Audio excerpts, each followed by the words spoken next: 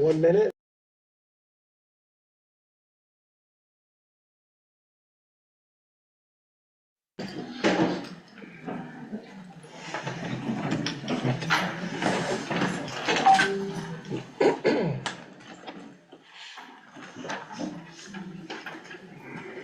And we have some bigger chairs that are now in the back that are vacant, so if you're like me and you need a bigger chair, please feel free.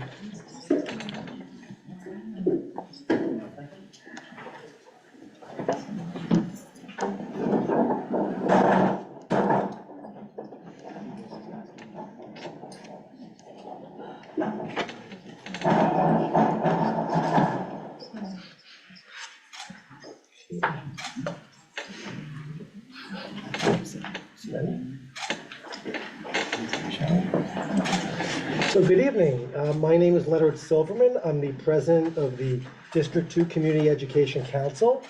I'd like to welcome you all to the April 2024 meeting. We'll first be conducting our calendar meeting. I would like to call the meeting to order and ask our recording secretary to take the roll call. Leonard Silverman. Here. Pri Baparai, not here. Daniela Egorov, not here. Craig Slutskin is here. Allison Bowen. Here. Gavin Healy. Here. Charles Love. Here. Maud Marin is not here. Sonal Patel. Here. Sonal Patel is here. Sarah Schechter Ehrenberg. Here. Sarah Schechter Ehrenberg is here. Sabina Serenise is not here. And Jessica Savage. Here. Jessica Savage is here. And I believe Sabina Serenise is excused, correct? That's correct. Okay. Do we have a quorum? We have a quorum. So we have a quorum. With the quorum being present, I am calling this meeting to order. So I'd like to welcome you all to PS 150. I also want to thank the school principal, Nico Victorino, for hosting us tonight. I apologize for the delay in getting enough chairs for us. It's something we didn't anticipate. And the first item, or the second item on our agenda, is the announcement of our calendar meeting norms and expectations. So normally I would probably try to stand right now to project, but if I stand, the people at home only get to see my stomach. So I'm going to spare everyone at home and I'm going to try to project now. So this is a small room. Unfortunately, tonight we don't have a microphone. So first, if you have signed up to speak at one of the public speaking sessions, I'm going to ask that you try to project. We should be able to hear you, but that's also going to depend on everybody in the audience trying to keep the chatter to a minimum. I know there are people who are here tonight because you are passionate and have strong feelings on the different issues in our district. So if I would just ask that we try to be responsible, try to be courteous.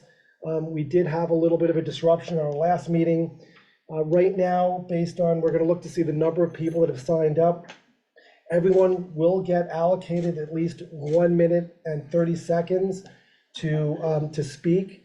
And again, there'll be 2 public speaking sessions, so that would be a total of 3 minutes if you choose to speak at each of the sessions. But it's important, and it's really important to be courteous to the other people that have signed up to try to please limit your comments to the 1.5 minutes that you're allocated. Now, we're not going to necessarily cut you off at that second, but Craig will announce that your time is up. So if it has reached 1 minute and 30 seconds, if you could please kind of wrap it up.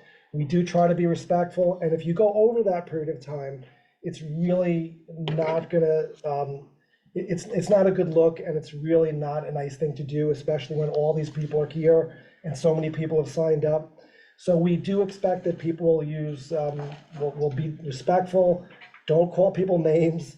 I know it sounds silly, but it's important to mention, and hopefully we'll get through this meeting without any disruptions. I'd also ask or make the announcement for the people who are online. We do have a chat, and we have seen some really nasty comments get posted in our online chat. So if someone has posted something really negative or a personal attack, I just want people to know who are in that chat, you will be removed from the meeting. We're not going to tolerate people calling people names or being disrespectful. We do tolerate free speech. It's not about free speech, but we do expect a certain level of courtesy and decorum. So with that being said, the next item on our is the presentation of resolutions. Now, just for those of you who don't know, this is the CEC, and here are our members. We have a quorum tonight, and what we do is the way that we speak as a group is we approve resolutions. And a resolution has to be approved by a majority of the membership. If we haven't approved a resolution, then if one of us speaks, we're just talking in our own opinions. And I want that to be clear. We only speak as a group when we're speaking about a particular resolution. So the next item on our agenda is we're going to present these resolutions, and the people who have sponsored the resolutions will get an opportunity to just give us a brief description about what the resolution is. And then later on, people can comment and we'll have an open debate on these particular resolutions. I don't expect that tonight is going to be as exciting or as interesting as last month's resolutions, but I would hope that you would give us the courtesy and the respect and bear with us while we debate or get through them.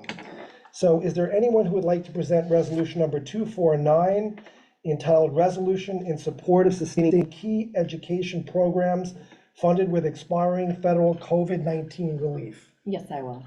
Please go ahead. Thank you. Hi, everybody. So over the past few years, public schools have received over $7 billion through temporary federal COVID stimulus funding. The funding's temporary and it's set to expire in June of this year. The money's been used not only to address the issues related to the pandemic, but to pay for essential programs that were needed long before the pandemic started. In D2 specifically, this includes funding for things like social workers, 3K classes, shelter-based coordinators that help students living in shelters go to school and facilitate attendance, community schools, bilingual programming, and a special education program. The resolution calls on our elected leaders at the state and city levels to take immediate action to sustain these education programs so students can continue to receive critical supports and services and avoid irreversible setbacks to their education. So that's what this resolution is about. Thank you. Thank you. And just for the members of the public who are not aware, in order for a resolution to be presented, it needs at least 3 co-sponsors. You can have more than 3 co-sponsors, but a minimum of 3 co-sponsors are required. Just want to give you guys a little bit of a background how the resolution process works. The next resolution is resolution number 250-250, entitled Resolution Calling for the Implementation of Daylighting Provisions at Intersections in New York City. Is there anyone who would like to present that resolution? Great, thank you. So most of our resolutions call upon the Department of Education to take an action or not to take an action. This one actually, the Department of Education is part of this, but this is more geared towards the New York City Department of Transportation. This council and the previous council has taken physical safety of our students very seriously, and we're calling for the implementation of daylighting. What daylighting is, for those of you who don't know, it's the process of reserving space within 20 feet of an intersection to increase visibility at street corners.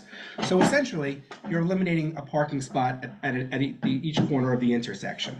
The reason why daylighting is very helpful is because most accidents occur at intersections. It's because whether it's a bicyclist or a driver, when they're looking to make a left or a right, they're blocked by that last car on the block. In New York State, it's actually the law to have daylighting. However, New York City has an exemption. So New York City is the only part of New York State that does not have to have this daylighting. We think that's a problem. The mayor has said that he's going to start implementing at about 1,000 intersections a year, if he does that. There are 47,000 intersections in New York City. So if he starts now, I will be 97 years old when he's done. So hopefully we can do that faster. In Hoboken, which is, New York City and Manhattan streets are not the same as Hoboken streets, so we get that. But in Hoboken, where they did enact daylighting a few years ago, there was a remarkable improvement in street safety. I don't think there have been any pedestrian deaths in several years as a result. So we're calling upon the New York City Department of Transportation to implement daylighting at a quicker time, at a quicker pace, and we're looking for New York City to rescind getting that exemption from New York State. So New York City would be subject to daylight requirements as well. We think this is a common sense solution to protect the physical safety of everybody, but especially our students. And in our resolution, we're asking the city to prioritize intersections near schools, so this way our children are protected. Thank you. Thank you. The next resolution for discussion is resolution number 251, entitled Resolution Calling for the State Legislature to Amend the Class Size Law. Is there anyone who would like to present that resolution tonight? I guess I got here just in time. I can do that. And can we please note that Maud Marin has arrived? And also Danielle Eggroff. Yes. And Danielle- oh, I'm sorry. She snuck up.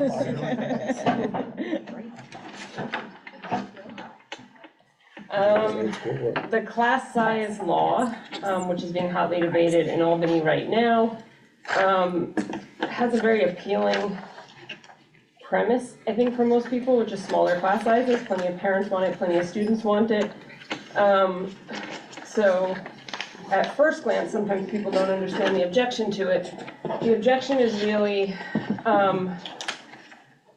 there's a couple different objections. One is, it's very expensive and we don't have the money to implement it, but the other is, if you actually look at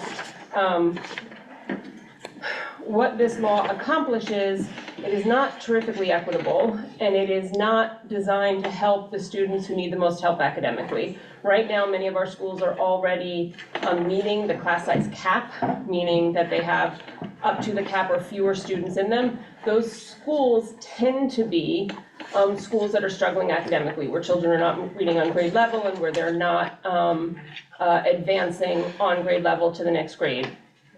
Conversely, some of the schools that are most overcrowded, that would get the reduction in class size, are schools where students are doing extremely well. So District 2, for instance, has many, many schools that are above the proposed, well, now the legal class cap size because the law passed. And those schools would have their class sizes reduced, so fewer students would get into the schools that they want to go to because those schools tend to be oversubscribed and with wait lists. So the sort of benefit of the class size law would go disproportionately to the students who are already doing academically well. But also, the consequences of implementation are, if you have to take a school that currently has X number of classes, academic classes, plus specialty classes, dance classes, debate classes, some of those specialty classes would have to disappear because you literally have, this is New York City, we know physical space means that you will have, you will have to create more classrooms in order to have the smaller class sizes. So, look, as far as District 2 will be, like, some kids will just get the same wonderful schools they already have, they'll just have smaller class sizes, more akin to what private school kids get. And for the few lucky ones who get that, awesome. But for the kids who in those schools lose out on specialty classes, for the kids who wind up with really long commute times, this law is really unfortunate. District 28 in Queens is currently the most subscribed district. And those kids, if they don't get into a nearby school, sometimes young kids, like very young kids, wind up with incredibly long commutes. So if you really take a good hard look at this law, it needs to be amended. And there is a group of parents who said there was a minority working report for the implementation recommendation for this law, and a group of, it's in the resolution, but a group of parents worked incredibly hard, and my hat's off to them, to put together recommendations for how to amend the class size law. And really what they talked about was targeting the smaller classes to the youngest grades, because that's where data shows that the benefit is the most. So like, I think it's K through 3 that they recommend, but basically the younger elementary grades, and also targeting it to the kids who are currently in the academic struggling schools, kids that are below grade level proficiency. I think that's tremendously sensible at a time when we don't have that much money, where we're losing money in our schools, and it's also just more fair to take the limited dollars we have and direct it towards the kids who are in most need of academic support. So the resolution calls for that and goes to, and I will say that I want to give a shout out to Stephen Stowe of District 20 in Brooklyn, who did the yeoman work of putting together all these citations and all this work for a resolution that passed in District 20. He did an amazing job. So that's the nuts and bolts of this resolution. Thank you. The next item on our agenda is the program presentation. Tonight we do not have a program presentation. Every once in a while we do have presentations that are put on that discuss various topics in the district. Sometimes we have, for example, the school construction authority might make a presentation. We might have other representatives from the Department of Education explaining how money is funded for our district, capital projects, things like that. But tonight we don't have a presentation. But before we get to the next item, which is the first public speaker session, I did acknowledge before we have interpreters here. Can I just ask the interpreters to make announcements in case there's anyone here that needs the interpretation services? Don't be shy.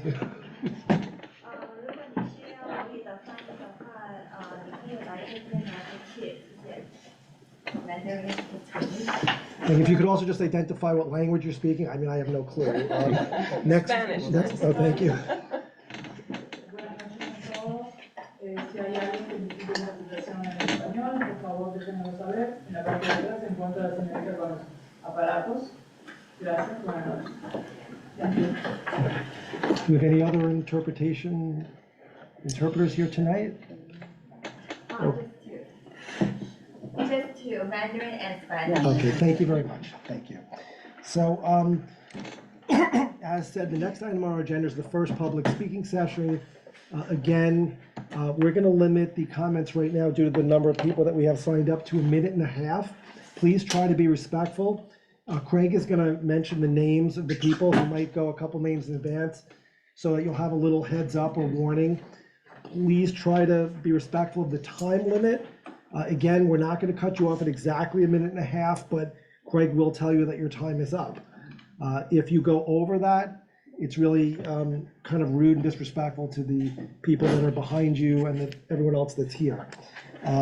So with that being said, I'm just going to ask now for, and if anyone hasn't signed up, again, there are 2 sign-up sheets. So please make sure that you've signed up. If you've signed up for one session, you can sign up for both. You can also just sign up for the second public speaking session. There's no obligation to speak at all, but we do want to hear what you have to say. So, Greg, would you call the first? Oh, so where do we want them? So We can go around in this general area because we want you to be close to the owl so people at home can hear you. okay, and there is a timer over there which should kind of give you an indication about how much time you have left. So, Greg, call the Okay. first speaker. So the first 3, it will be Chase Strangio, Latanya Yvette, and Bobby Menuez. I believe if I mispronounce anybody's name, I apologize. So we'll start off with Chase Strangio. Is this good for you all? That should be All fine. right, so. Can you guys hear him back Can you there? hear? I'm working on my projection and I hope everyone else does too. Good to see everyone. My name is Chase Strangio. I'm here again this month as a District 2 parent, as a civil rights lawyer, and as a trans person. And one of the things that was striking to me last month is that, like in many places across the country, government officials, people in positions in power think that trans people are the subject of legitimate debate, a place to erode civil rights for all of us. And one of the ways that that's able to happen is because people fundamentally believe that trans people don't have people in their corner. And so what I said last month is we're watching and we're gonna be back with more people. And so we're back with more people. And we're gonna be back with more people every single month to ensure that you all know 2 fundamentally important things. 1, we're mobilizing parents in the district to vote in the next election. And 2, we want you to remember every single month the consequences of situating trans students, trans bodies, and trans people as threats to others. So you can think about it every night when you go home. You can think about it when you show up here. We're here tonight with, 70 people. Next time, we'll be here again, and we'll be here again. So that's what I wanted to say, and we will be watching, and we will be showing up.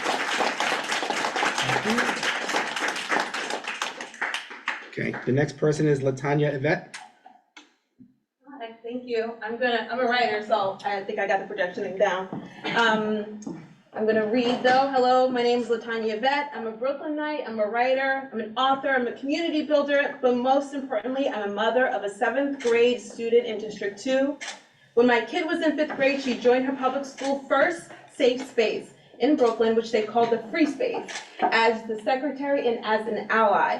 The group held counselor-led sessions for mostly Black and brown kids who were having internal dialogues, issues, and shared experiences around their gender orientations and sexual identities.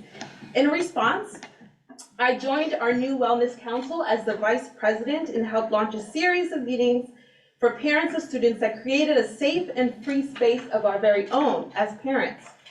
What I learned very quickly by leading and being a student of these students and in that program was that without the school being the safe space or even hosting these free groups, statistics showed that these trans students would be at greater risk to commit acts of self-harm and attempt suicide, and particularly Black and brown students. Okay, I fought for my child to be in District 2 as one of the few and far between safe spaces she could attend as a Black student, with other peers who she also believes are allowed the right to a safe space. If you could wrap it up. Moms for Liberty are targeting students of color, disabled students, immigrant students, and trans students. Our schools are on the front line. Please keep them safe. Thank you.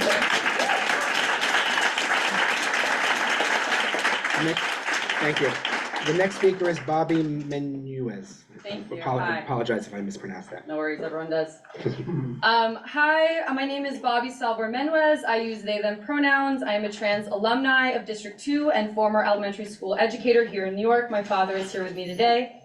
I've always been proud of my public school education, an education experience that for me reflected the rich diversity of the city. I even had the unique and good fortune of having out trans educators in the teaching body of my high school, most notably as my principal, whose visibility for me was immensely uplifting and life-affirming as a young queer person learning about myself and the world I was growing into. As a former educator, my priorities were always the safety, well-being, and growth of my students. I experienced firsthand how trans students were particularly targeted, bullied, and neglected, not only by fellow classmates reflecting the values modeled for them, but by the adults whose jobs were to protect and care for them. Students of different identities have different needs, and I believe that their self-knowledge is an asset to be valued, not undermined, in the project of meeting those needs as educators and community members. When young people entrust adults around them with the truth of who they are and what they feel, it is our responsibility to believe and support them. Trans youth have always existed, will keep existing, and their existence, along with trans people of all ages, harms no one. But anti-trans rhetoric and policy pushing does cause real and measurable harm. The lives of queer, I'm almost done, thank you. The lives of trans students everywhere is put in real danger when the adults around them deny their existence and push for their erasure. I stand here in solidarity with students and allies across the country to protect and celebrate trans and marginalized students of all intersections. Thank you for your time.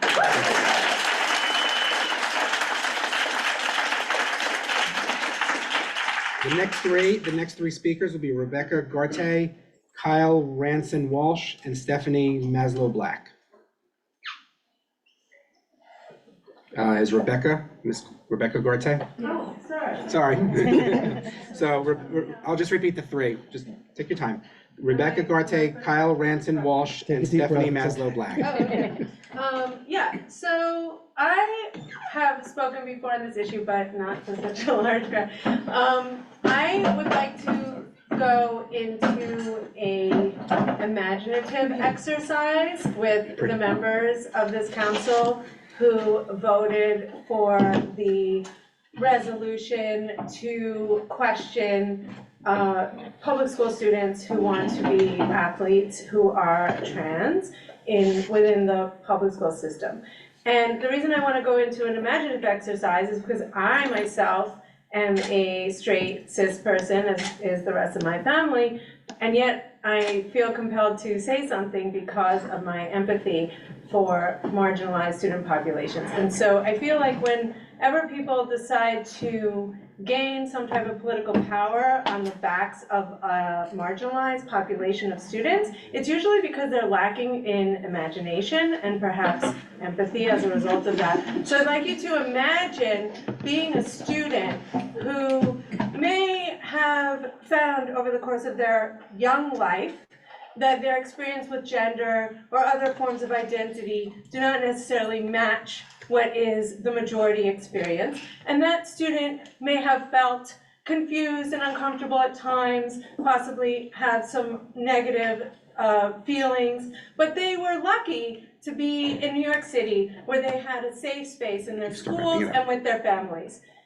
They felt that they could be themselves, they could express themselves. But occasionally they would hear on the news, they would hear rhetoric, they would hear adults speaking in ways that they knew were about them, something to do with them that was negative, that was hurtful. And it gave them a feeling that something was not safe, that maybe they could go into a space where people would attack them or criticize them or ridicule them simply for who they were. But yet they were happy they had this safe space in their school. And however, they then heard that these same conversations that they had heard in the background were being held among parents of schools that their own classmates attended, that parents who had been elected to provide a sort of leadership for their school community were having these same hurtful, painful conversations. And how might that affect them? We have to wrap that up. Thank you.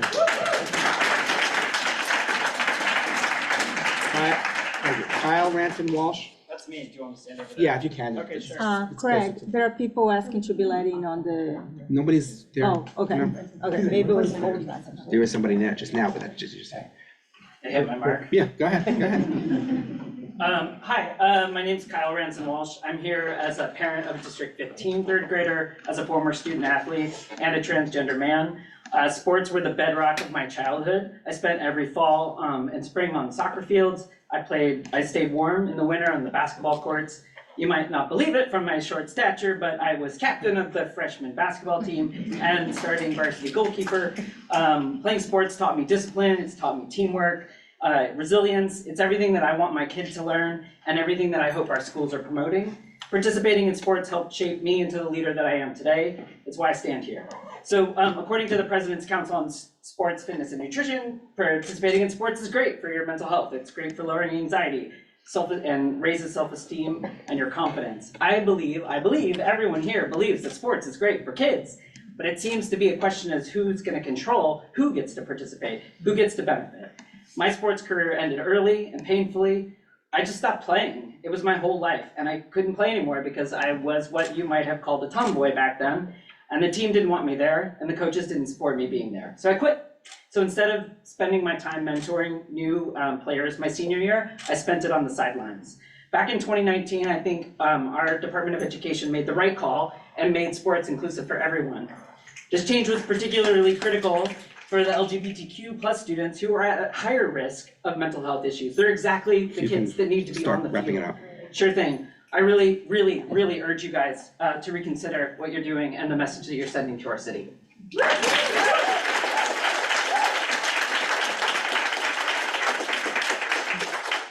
Stephanie Maslow Black. Stephanie Maslow Black. Okay. I'll call it again. Okay, we'll come back. The next three will be Carol Barkley, Lisa Crespo, and Walter Masterson.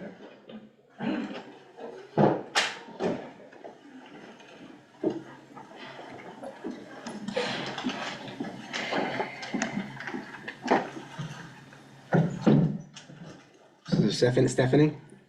Are you Stephanie? Carol. Okay, so Stephanie goes, oh, sorry, Carol, go ahead. Am I close enough to the? Yeah, you should be, as long as you project, you're I fine. will project. Hi, my name is Carol Barclay, and I've lived in Greenwich Village since 1980. I have 2 grandchildren now in District 2 schools, and my daughter is an alum of PS3 from back in the 1980s. So I've been involved in the community and in the schools since 1980 or 81. I also teach early childhood education at BMCC for 15 years. So you can imagine that I have a lot of observations and personally lived experience with the issues around education that have been attracting attention recently. In my 40 plus years of participating and observing in our community, I've seen a lot of change. I've seen throughout it all our community be a home for folks of all backgrounds, racially, religiously, and by sexual preference and gender identification. I've seen non-racism turn to anti-racism. I've seen the emergence from the shadows of fear and prejudice of gay and lesbian folk.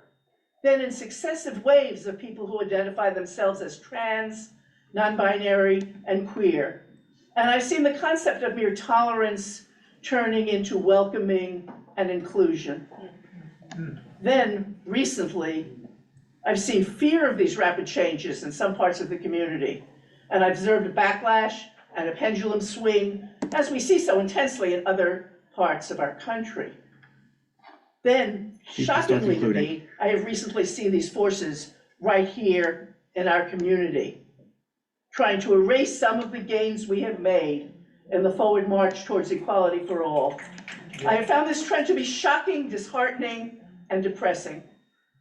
I hope to see the wonderful progressive traditions of our community continue as they have for the past 40 years, to move forward, not backward, toward increasingly welcoming all people to our community.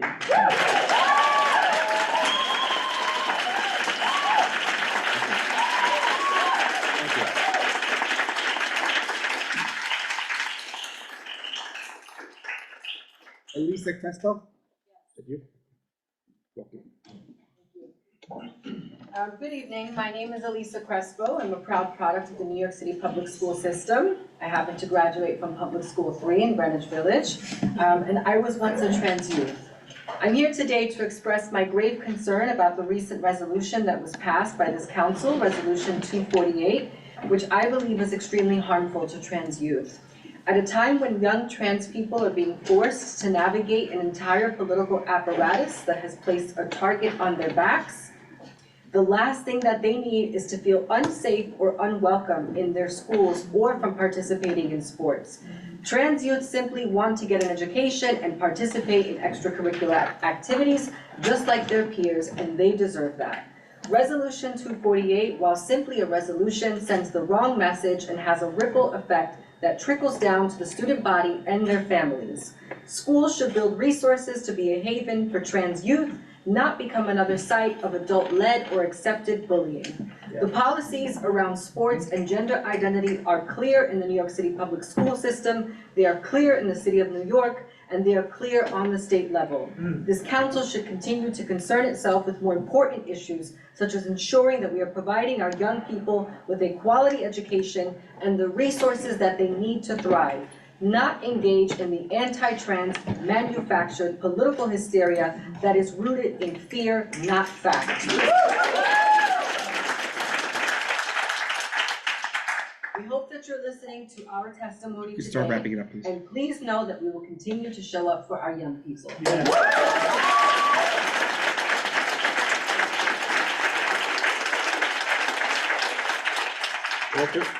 Walter? Thank you.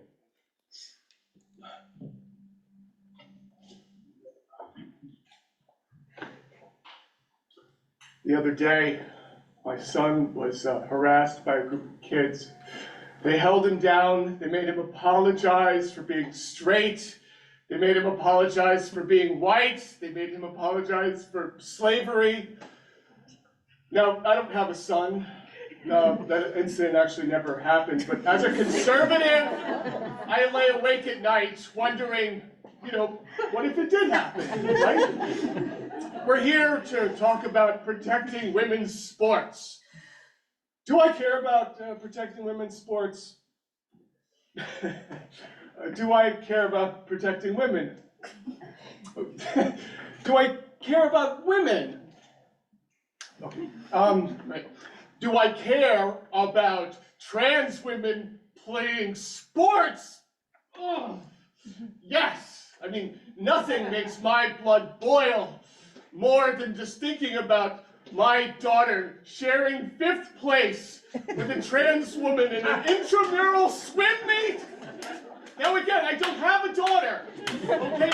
But, because I'm a patriot that loves this country, I think, what if I did have a daughter that was in a swim meet? Come on. Lastly, I just want to give a quick shout out to school choice.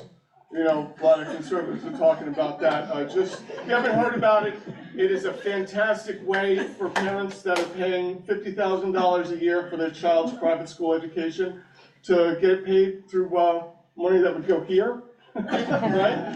If you don't already have the money to pay for your child's $50,000 a year private school tuition, then, you know, that's your problem, loser. Stop mooching off the government. Make better life choices, okay? You know, thank you.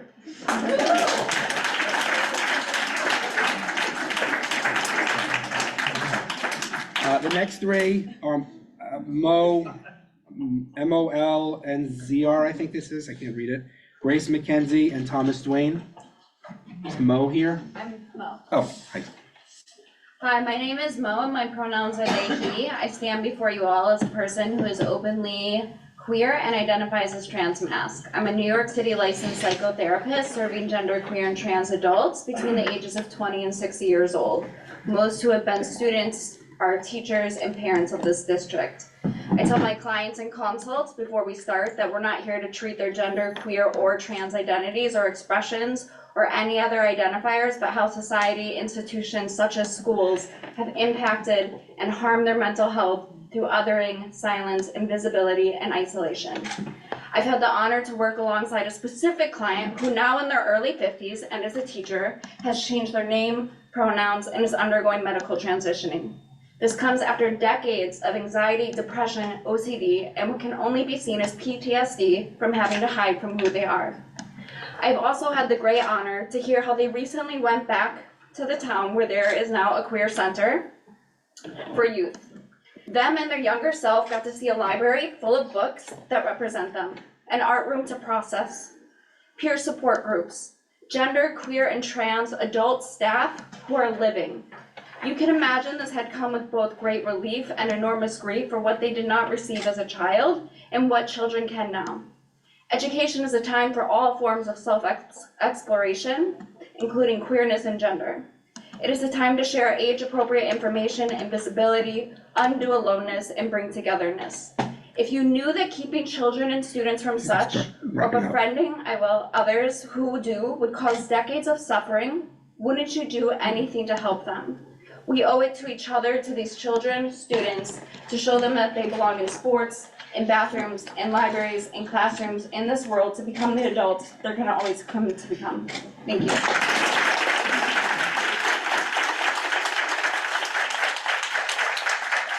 Thank you. Grace McKenzie? Thanks, everybody.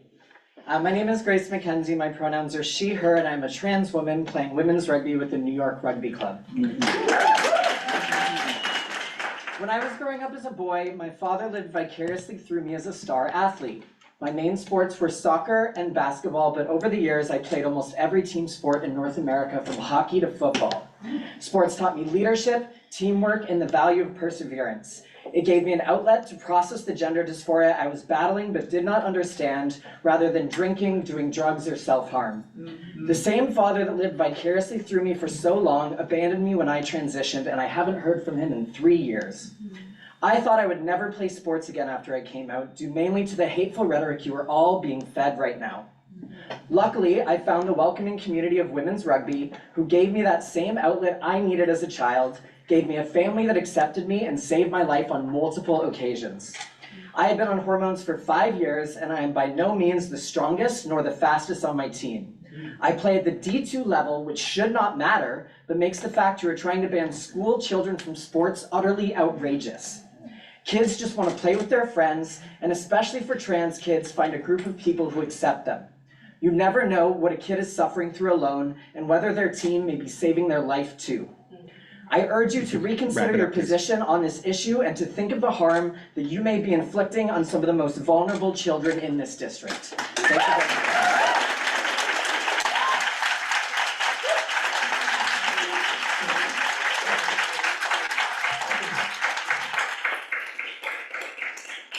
Thomas Duane?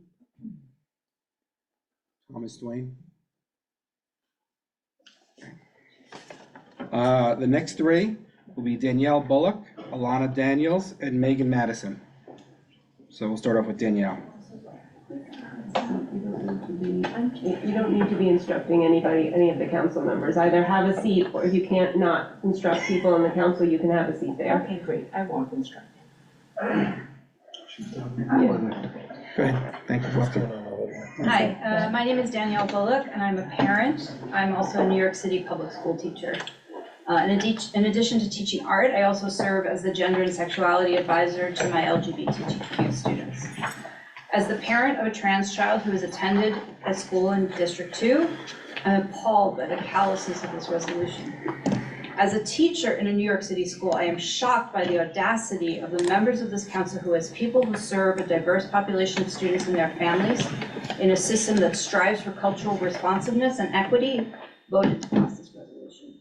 Excluding an entire population of students from school activities based on their gender identity is not only sexist and inequitable, but it also causes great harm. I work with trans kids every day. I help them to find safe spaces in schools, work for them to advocate for themselves when people don't use their correct pronouns.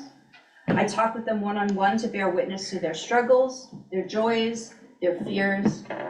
With this experience, I can say with certainty, trans kids do not want to take any rights or achievements away from cis kids. They do not pose a threat to anyone. They simply want to live their lives. They just want to live. They want to do the same things as any other kids, get an education, play sports, hang out with their friends. They want to be seen and they want to be heard. They want to be validated. They want to be respected, okay? This resolution instead vilifies them, opens the door to more hate. So wrapping it up. Yeah, more bullying in our schools, okay? And I hope every single one of you are listening to what I'm saying right now. This resolution, it needs to be, I urge you to repeal or to reconsider your position on this for the sake of all children of all New York City schools.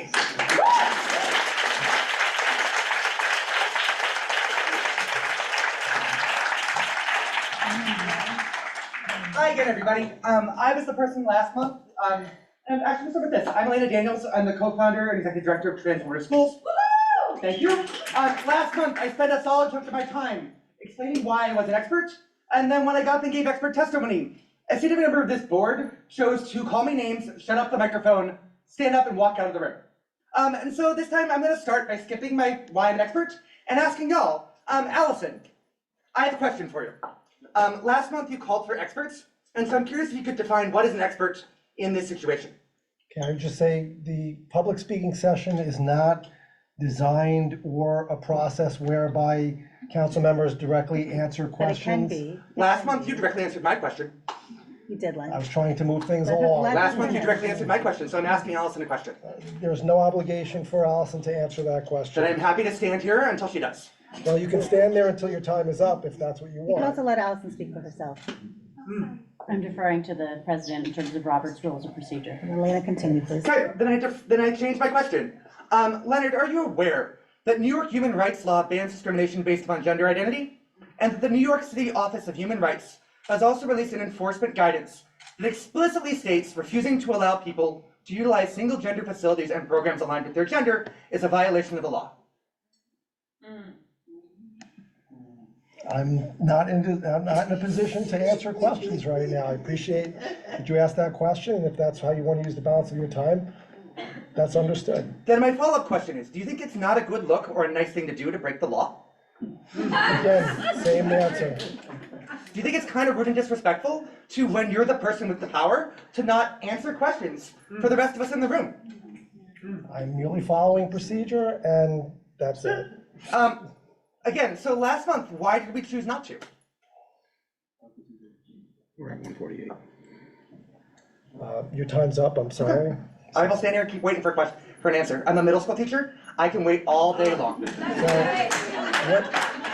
At the last meeting, I was asked a question to answer whether or not what the person's identity was, or the gender I they asked were. if I was a woman. And I described her as basically a rude person last month, because quite frankly, what's going on now, the grandstanding, it's really impolite and it's rude.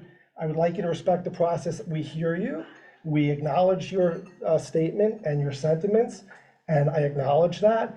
But really, when you go on and you pose questions in an improper format, you're really being rude. And I understand that you might have people who wholeheartedly agree with you at this meeting, but the reality is, I think you're being disrespectful of the process. Okay, so, yes, thank you. What would the correct format for asking a question be? There is no format for asking questions back and forth. So the people in power just get to grandstand, and the rest of us have to sit here, and when you cut off the time, we have to sit down. That's the process. You are welcome to. Thank you for your candor. Can you answer these questions in an email? No, better yet, can we answer these questions during the speaking session between the first public speaking session and the second speaking session? Would that be possible? I will tell you why. I am happy to meet at the end of the working business meeting agenda with any member who is here tonight to discuss Resolution 248 or any other resolution that's on your mind. I'll be happy to engage in a civil discussion with you that is not. Is calling people names a civil discussion? I'm not aware of what you're talking about, but I am happy to discuss this with you after the working calendar meeting. Last question. For the folks online and for the folks who are in the room, will they be able to participate in this conversation too? I don't understand what you're talking about, quite frankly, but your time's up. You can ask questions in the chat. There's no obligation for anyone to answer them. That's the reality. So again, the panel does not have to ever answer questions.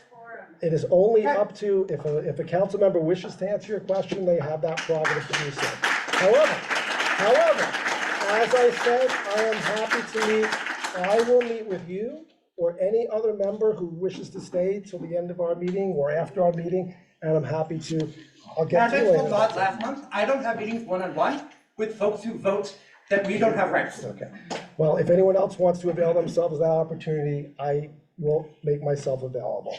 Next speaker. Megan Madison. Sorry, Megan Madison, is that you? That's me. Welcome. Hi, everybody. Hello, everyone. I've had a day. I'm sure you all can relate. Sometimes that happens. So I didn't have a chance to write my remarks before tonight's meeting. And I'm kind of glad that I didn't, because having attended the last meeting and the meeting before that one, it felt a little bit lonely. There weren't as many people here. And so when I walked in late today and saw this room full, like I was already emotional today, and I am deeply, deeply moved. Like, I just want to say that, like, these people will have terms, and those terms will end. Maybe they'll figure out how to do it.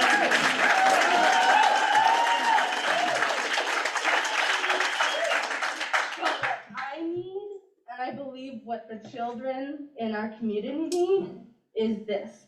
And so seeing you means a lot to me today. Thank you for being here. And I look forward to seeing you all at the next meeting too. Okay, thank you.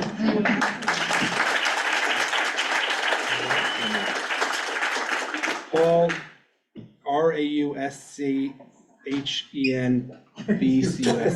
I apologize, I'm not, I don't wanna, I'd rather be more safe. Rauschenbusch. My name is Reverend Paul Brandeis Rauschenbusch. I'm the proud parent of 2 children in District 2, a Baptist minister and a gay man who's been married to my husband for over 22 years.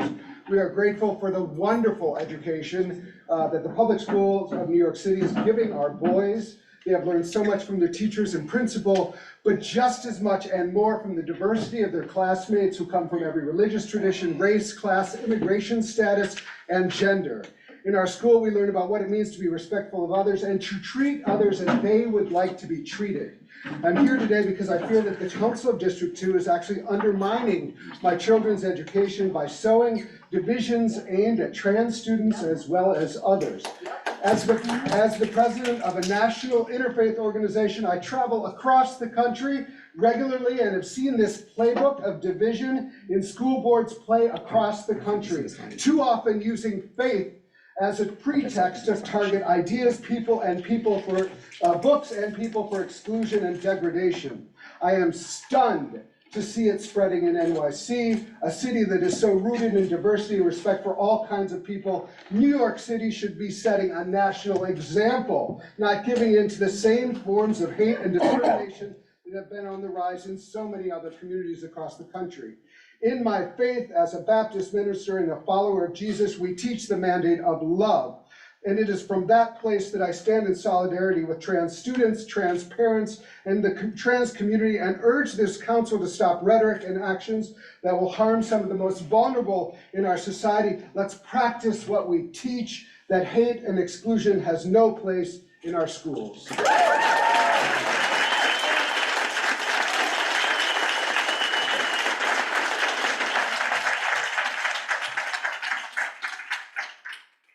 That's the end of our first public speaking session. Again, just to make it clear to everyone, there are 2 public speaking sessions. Even if you've spoken before, please feel free to make sure you sign the second public speaking session sheet. So there'll be another opportunity if you wish to speak again. Please feel free to do so. And thank you all for your comments. The next item on the agenda is the report of the president.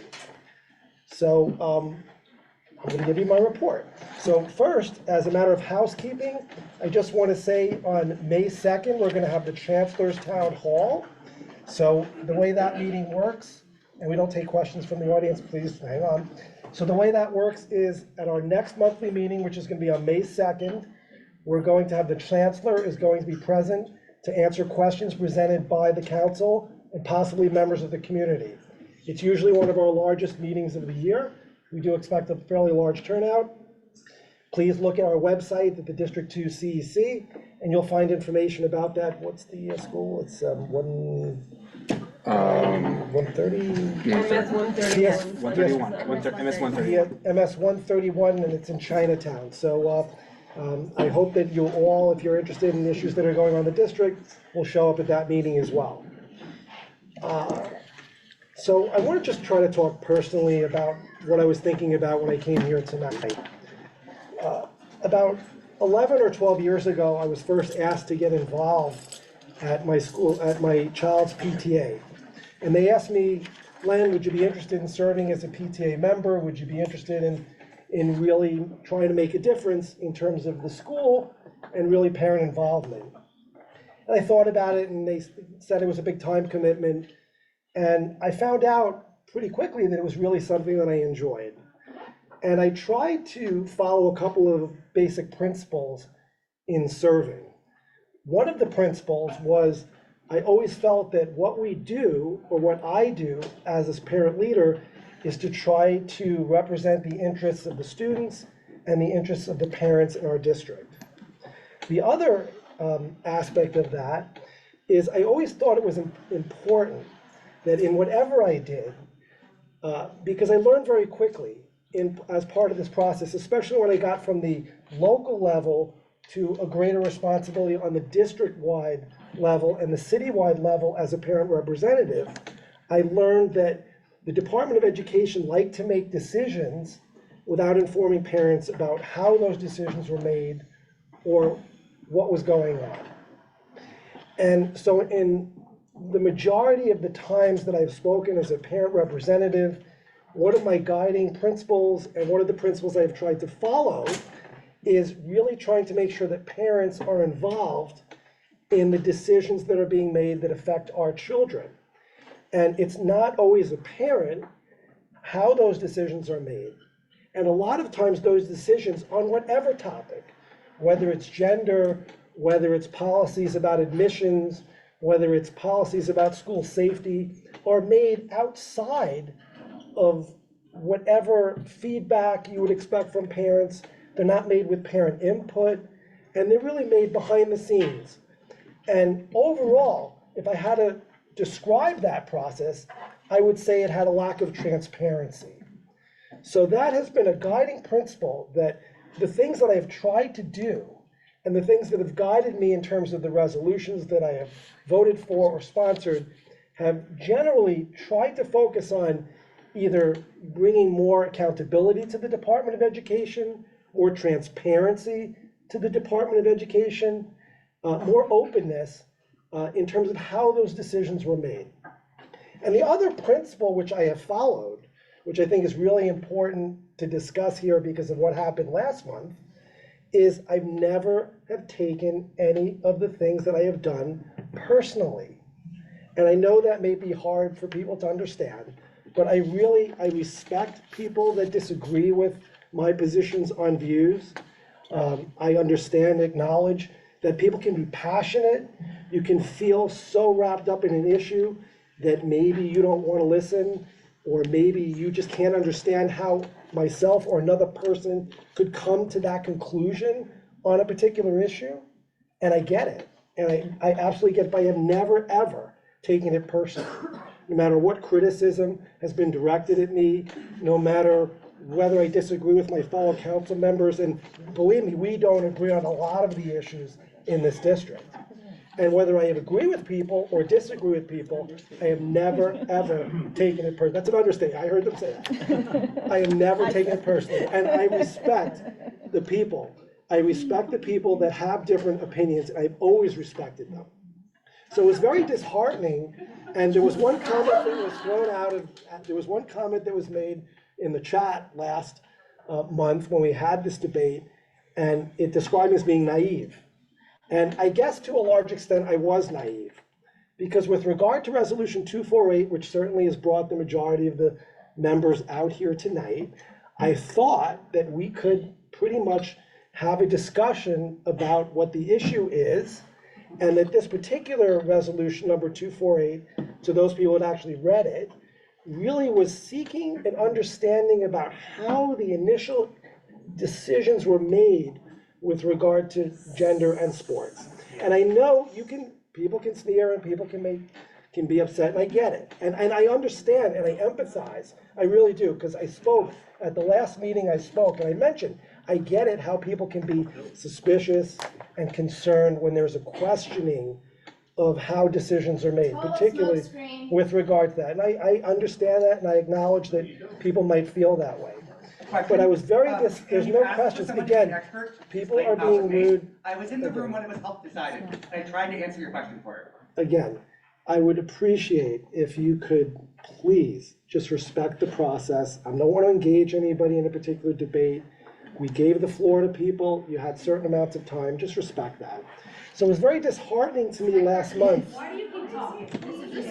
How much time have you spent talking? Okay. It was very disheartening to me last month when members of this council were attacked, were personally attacked, and had these and people were doing these things to them. So I would hope that we could all maintain a civil discourse and really try to debate the issues. And to some extent, I guess this is good because we are talking about these issues. But again, I really don't think that the personal attacks were necessary or required. And again, I understand your position. I'm happy to talk to you at the end of this meeting, and I will be happy to talk to you.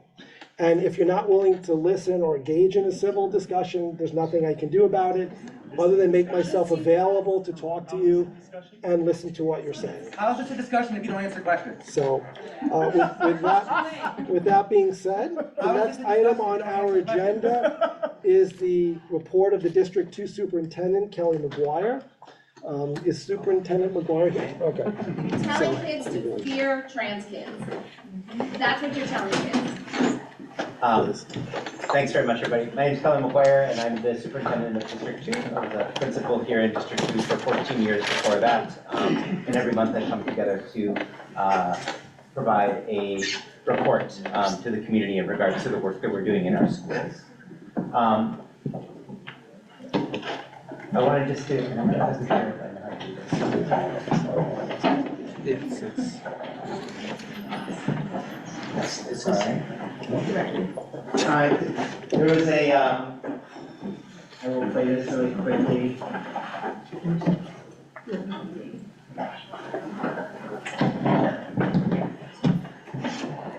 It's just last week during the eclipse, there was this very lovely video taken of some of our students at Ballet Tech. Across the street from Ballet Tech is the Netflix studios. And the Netflix crew was up there, all the people working in the corporate office, and they took this video outside of their window. So these are our students there at Ballet Tech. And apparently the video has gotten, not on my account, but the video has gotten many, many hits on the Netflix account. I think it's just one of those really beautiful examples of the work that we're doing in our schools and of our students' really special talents and the different things that we do here in the district. So it's very sweet. Thank you to Phoebe for posting that. So I just wanted to give a little preview ahead of what it is that I'm going to share. We're beginning to talk a little bit about the different work that we're doing here in District 2, thinking about the spring, the summer, and into the school year. So I will start with that, give you a brief picture of what it is that we're looking at in regards to summer rising, an update on our school survey, and then also a few updates on specific data that we have here in the district. So just looking ahead, we have a few different goals that we're working towards. Some of them are building on some of the work that we've been doing before, building our foundational literacy, implementing a K-5 literacy curriculum that is common across all of our schools so that our students can really be prepared for complex texts as they get older. Continue to support the implementation of illustrative mathematics in middle school, and starting in 2025, our students are going to be taking the biology regents, which is a new regents exam that is available to students.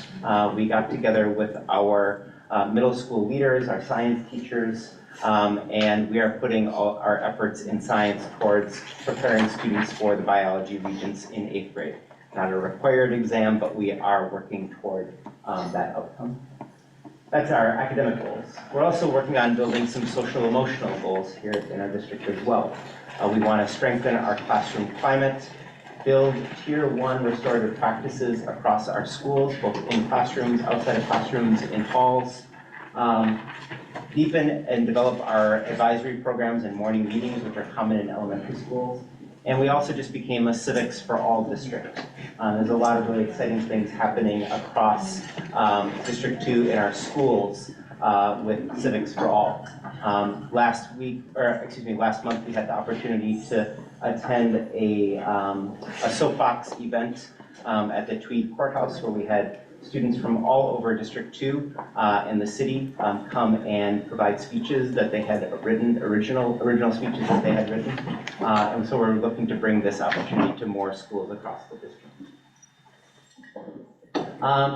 People probably know, if you have children here in the district, that they have been taking exams in grades 3 through 8. Our students who took paper exams in ELA took those last week. Again, for paper exams, those are going to be in the first week in May. But we also this year is the first real step in rolling out computer-based testing across all grades in grades 3 through 8. This year, students in grades 5 and 8 took the exam on computer, but then moving forward, we'll continue to add additional grades until in 2026, all students will be taking all exams on computer-based testing. The nice thing about computer-based testing is that many of the students have an opportunity to use a lot of the different tools that they already are using to complete assignments and tasks. There will always be an option for students to take the exam on paper if their families prefer to do that as a part of the IEP process. Also, just looking ahead, there are 3 real big goals that we are working toward here in our district. All students will learn to read well. We're continuing to evaluate that as we work toward the end of the school year to make sure that all of our students are reading on grade level or above. Ensuring that all of our students are physically and emotionally safe. The way that we're measuring that.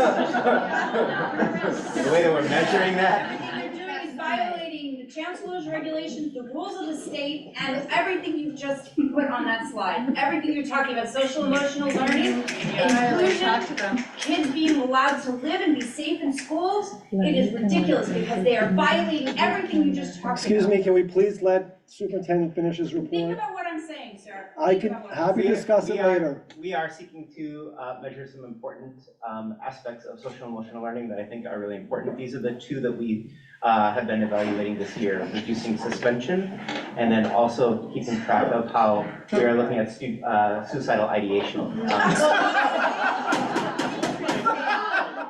This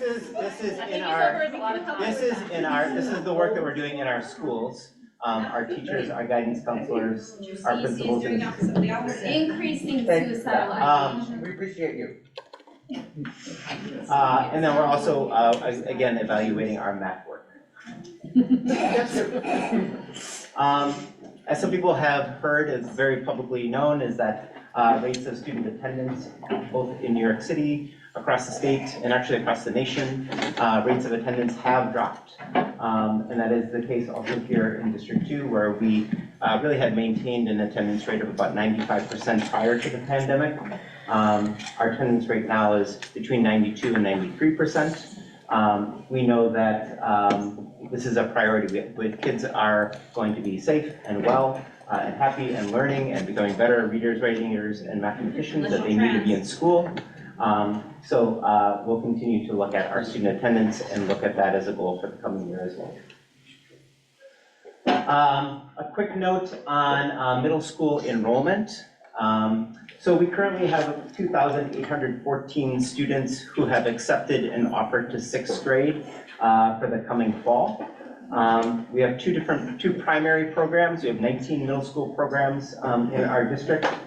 2,368 of those students have accepted a seat in a non-screened program, and 446 students have accepted a seat in a screened program. Again, there are screened programs in 4 zoned schools. This is likely not our final number of entering 6th graders for the fall. The number of students who will be entering 6th grade will change. We will have students move in, we will have students move out, we will have students who will opt for a different type of schooling, but we are excited about the large number of students who have currently accepted an offer in our 6th grade for the coming year. Summer Rising, for those of you who have children who have applied to Summer Rising, the Summer Rising program is going to be held in July through August. There's an elementary school program and a middle school program. A lot of families in District 2 have applied for a Summer Rising seat. We currently, those families that have been accepted for a position this summer in our Summer Rising seats, they should be receiving their information about where it is that they'll be attending this summer. Those offers and notifications went out this week. Starting today, and then will continue to go out this week.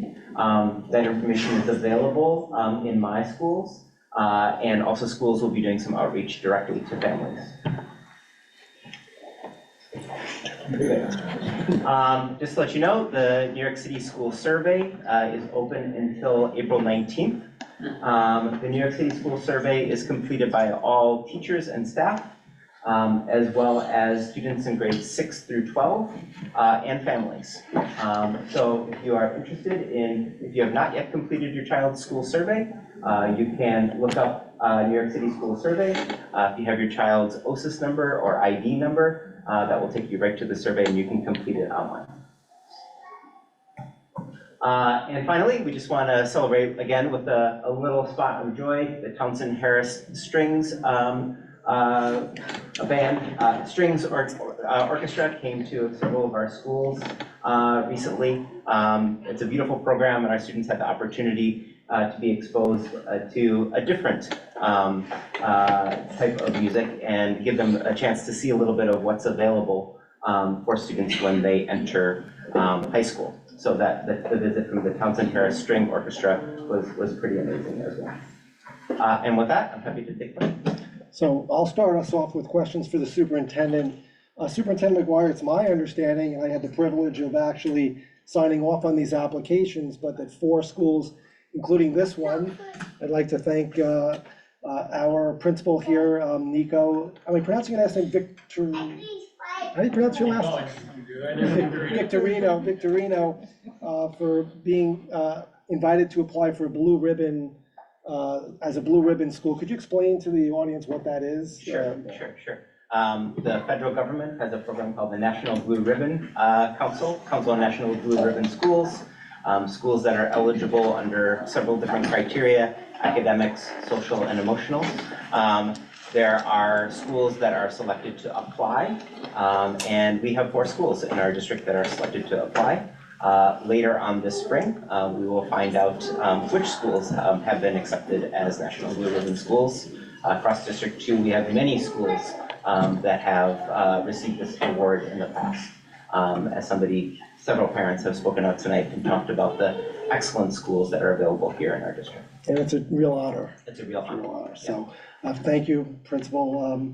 Thank you, Nico. It's appreciated. Do any council members have questions?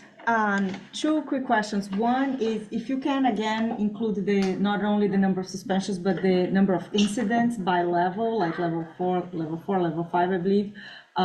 Again, I had to help a family over the last month to get another safety transfer. They are the youngest that I have helped, and so again, I just want to make sure that we have visibility not only on the number of suspensions, but the actual level of violent incidents. And then the other question that I have is, so you mentioned that there are 446 accepted sixth grades for the programs, the new screen programs. Do you have the number of how many offers were made? So what is the percentage of people who are actually accepting those offers that were made? Well, there are 446 acceptances. Okay. I don't have the number of offers that were made directly. Okay, if you can get those 2 data points for us, that would be great. We will continue to have more data and information about enrollment as the months go out. Yeah. I know that there was a request to have more specific data. This is as specific as we were able to get today, but we'll continue to look at that. Okay. I also just want to clarify about the number of safety transfers. The number of safety transfers in our district has averaged between 5 and 7 over the past several years. They're extremely rare in our district, and very, very few families seek a safety transfer. We certainly want to support all kids so that they feel safe and that their families feel safe, but I don't want families to get in any kind of disbelief to receive any kind of inaccurate information about our schools being unsafe. Our rates of suspension have dropped by 15% this year. That is not because we are preventing teachers or principals from suspending kids. Our schools in District 2 are safe places for kids, we believe. We want to keep them safe places. So I have 2 questions. The first is among the incidents that Councilmember Eagerov asked about, how many of the incidents involve bullying or other sort of aggression towards students due to their gender identity or? There is a code that we there's a code that we use to report when students have reported an incidence of bullying.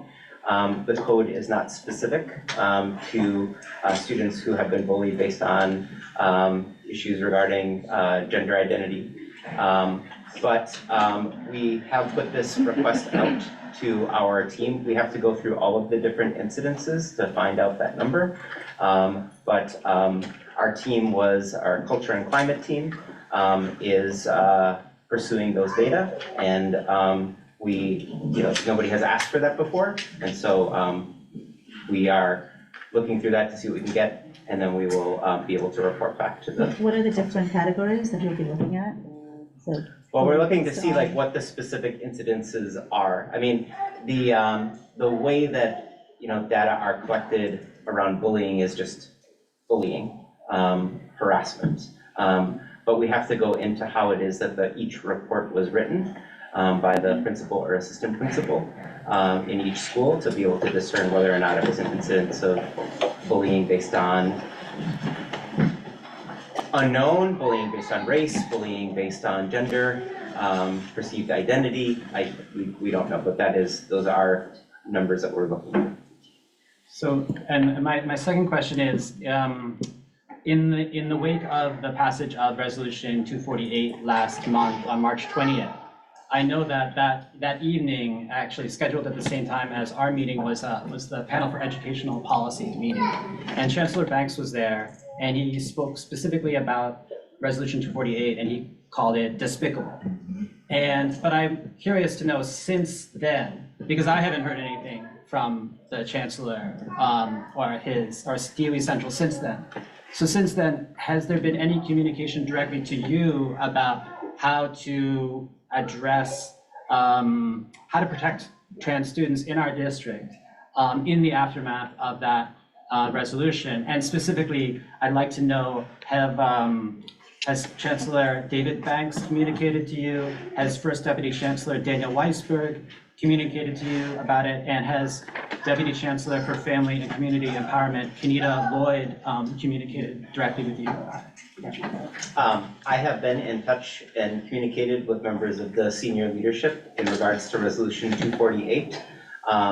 You're correct, Chancellor Banks and every member of the senior leadership has spoken out against Resolution 248. That's right. I also made a statement at the last meeting in regards to how it is that we ensure that we're placing our students first. Every single day when kids come into our school, every single day when kids come into our school, families come into our school, teachers come into our school, we respect their gender identity. We respect how we support kids and families who are transitioning through the LGBTQ process. Our teachers are compassionate in classrooms. Our guidance counselors are trained and supportive. This is work that we do directly with kids in our schools and with our families. But it's always something that we are looking to be able to do better and to expand not just our range of our capacity to be able to support kids and families, but also to be able to train and support our teachers to recognize the best ways to support kids in schools. So I would say that we have a long history of support for all students, including LGBTQ students and families in our district. It's one that we're very proud of. That shows up in our student organizations and our family organizations as well.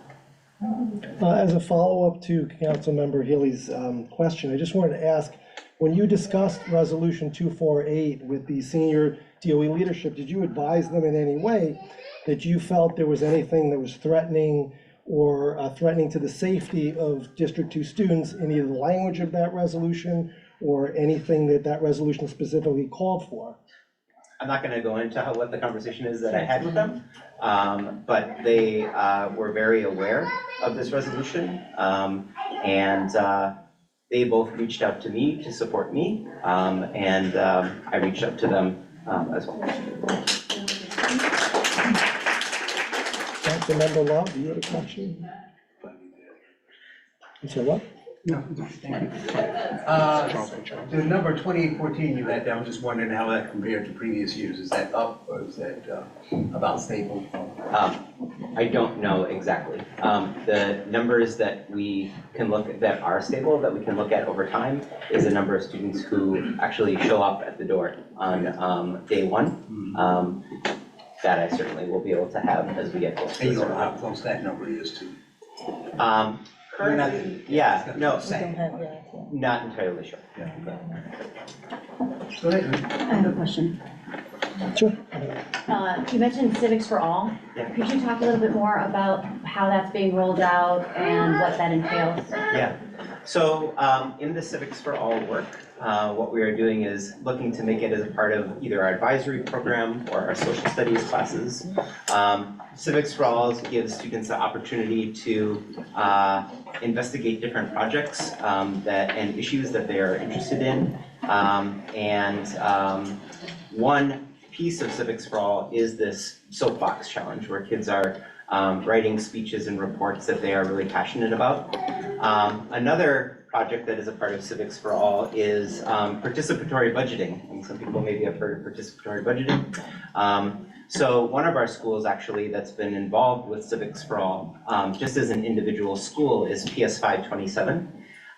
PS 527, I believe, received a city grant for about $3,000. And they were then able to pull a group of 4th and 5th graders together in a civics class. And those 4th and 5th graders had to figure out how it is that they were going to spend the money to make their school better. So that is another part of the Civics for All program. I have a question. You mentioned in your, one of the goals is to seek, understandably, to seek to reduce incidences of suicidal ideation. Can you talk a little bit more about that in terms of what types of projects or alliances or groups or work or what goes into that? What are we specifically doing to address issues of, so I think that there's a few things. I mentioned here as a part of the work, Tier 1 restorative practices. And so when we talk about Tier 1 restorative practices, we talk about supporting kids in every single aspect of the school environment, in the classrooms, in the hallways, in the cafeteria, making sure that kids have an adult to whom they can go if they are having difficulty or trouble. Making sure that there are safe spaces for kids to go to when they are having challenges of any type. Improving just the general environment of schools, either by putting in different ways of kids moving around the schools, or making sure that kids are aware of supports that are available on a broader scale, is one of the things that we're doing. We also are very thankful to have guidance counselors and social workers that are working in our schools. We are constantly working to train them. We also have 2 folks who work on our district team. Their title is the Student Services Manager. They are trained in violence and conflict reduction, and those types of things are also good contributors to helping kids feel comfortable in school. We think that when kids feel comfortable in school, then they are more likely to feel like school is a safe space. So there's a lot of things that we're doing to work on that. We are heading into, as I mentioned here in one of the slides, heading into our spring planning sessions, and continuing to address kids who, ways that we can address kids and support kids who don't feel safe and comfortable in school is a priority. Do any other council members have any questions? And just for members, Pri? Oh, who's first? Ladies first. Oh, and by the way, just for members of the public, there's no mechanism, again, whereby members of the public can question Superintendent McGuire. That's not how the meeting works. I'm sure Superintendent McGuire can either make himself available after this meeting or provide his email address, because he does work very late and he lives far away, and if you could provide your email address, I'm sure he would probably potentially answer questions that you might have. But just for members of the public, so we're not going to take any questions, or he's not going to take any questions pursuant to the way that this works. But Pri? Len, before you go on, can we just confirm, there is some messaging that the chat has been disabled, just like confirm? Usually what's supposed to happen is when the superintendent gets his report Yeah, to the chat. so that's all that is. We disable when he's speaking. It's just when the superintendent. Pri? Respect. Maybe, I don't know. Anyway, I'm sorry, Pri. Yes, thank you, Superintendent, for that. And it's something that came to mind in respect for all, and we want all our students, all our kids to feel safe at our schools. Something that comes is that, I know you talked about numbers with the suspension rates decreasing, right? But are we sending a message to the schools, our principals, that we want to lower those numbers? Only because if a child is being attacked, maybe because of their gender identity, maybe because they look different, right? There needs to be some type of, repercussions or some assessment that that family feels like this is not appropriate. Because I've been dealing with this recently. My child, my son, who's 5, looks different from everybody in the whole school. And when I brought up that he was crying every day and whatnot, and it was kind of like brushed under the rug, I was like, can I meet you with the, And it's heartbreaking because as a parent, you're like, well, I don't want to say anything. They're going to be like, oh, we don't want this parent at our school, right? And especially, I feel like I have a voice, but then at the same time, I feel like I don't have a voice as a parent in the school because you don't. And how many of other such incidences get brushed under? And there was another classmate in our school who unfortunately was bullied and hit multiple times. The same kid had hit my child. And when this parent brought it up that they decided to leave the school, she was asking my opinion because I do have a 14-year-old, so I've been through this public school system for a very long time. And I've been to, I feel like all the school districts in Manhattan with the 3 different kids. That, what do you think? What do you think I should advise? And she's like, I brought it up and I gave her, I'm like, it's, you have to, why should you leave the school? I'm like, I didn't, and that was the reason why. My son was like, I don't want to go to school anymore, I want to change schools. And I figured maybe I should find a school that has at least one child in the whole school that looks like him, right? And maybe that would help, but then I'm like, why should I be like, I am going to stay and we're going to, I think I made him look more like other people. And that parent was like, why did you do that? Why did you not let him be different? And I'm like, well, because he's 5. And that's a battle that's hard to fight at 5 years of age. And right now, I would want him to be just mixing in so that he can feel more at ease. So, what kind of message are we saying? Like, should there be repercussions? Should there be, if that, and there's 2 kids that beat up this kid, were pretty much harassing my son, which is why he didn't want to go to school until I made him look less different. And now he's wearing a hat, for example, just so he could mix in. And so he doesn't, look different. That kind of heartbreaking, and it's like, what kind of message? I'm so sorry to say, I'm so sorry to, hear about like your child experiencing that, and it should never be swept under the rug. And the school should absolutely address that issue head on. We suspend hundreds of kids for thousands of days in a year. But I think that we can all agree that what we really want is for a strong, positive, supportive school environment. So the suspension rate is something that we are going to pay attention to. But we also are going to continue to suspend students when they engage in behavior that is, when they either engage in behavior that is in violation of the chancellor's regulation, when they engage in behavior that is violent, when they have gone through a warning and not responded to that warning, we will suspend kids, absolutely. But I think that it is also important for us to explore all of the other ways in which we are trying to do harm reduction and violence. And so I think that you dig into the number of suspensions that exist in our district, and it is upsetting to look at those numbers as well. For those of us who have been educators for 20 or 30 years, there are ways, suspension is a part of the process that we use to try to create a safe environment, for sure.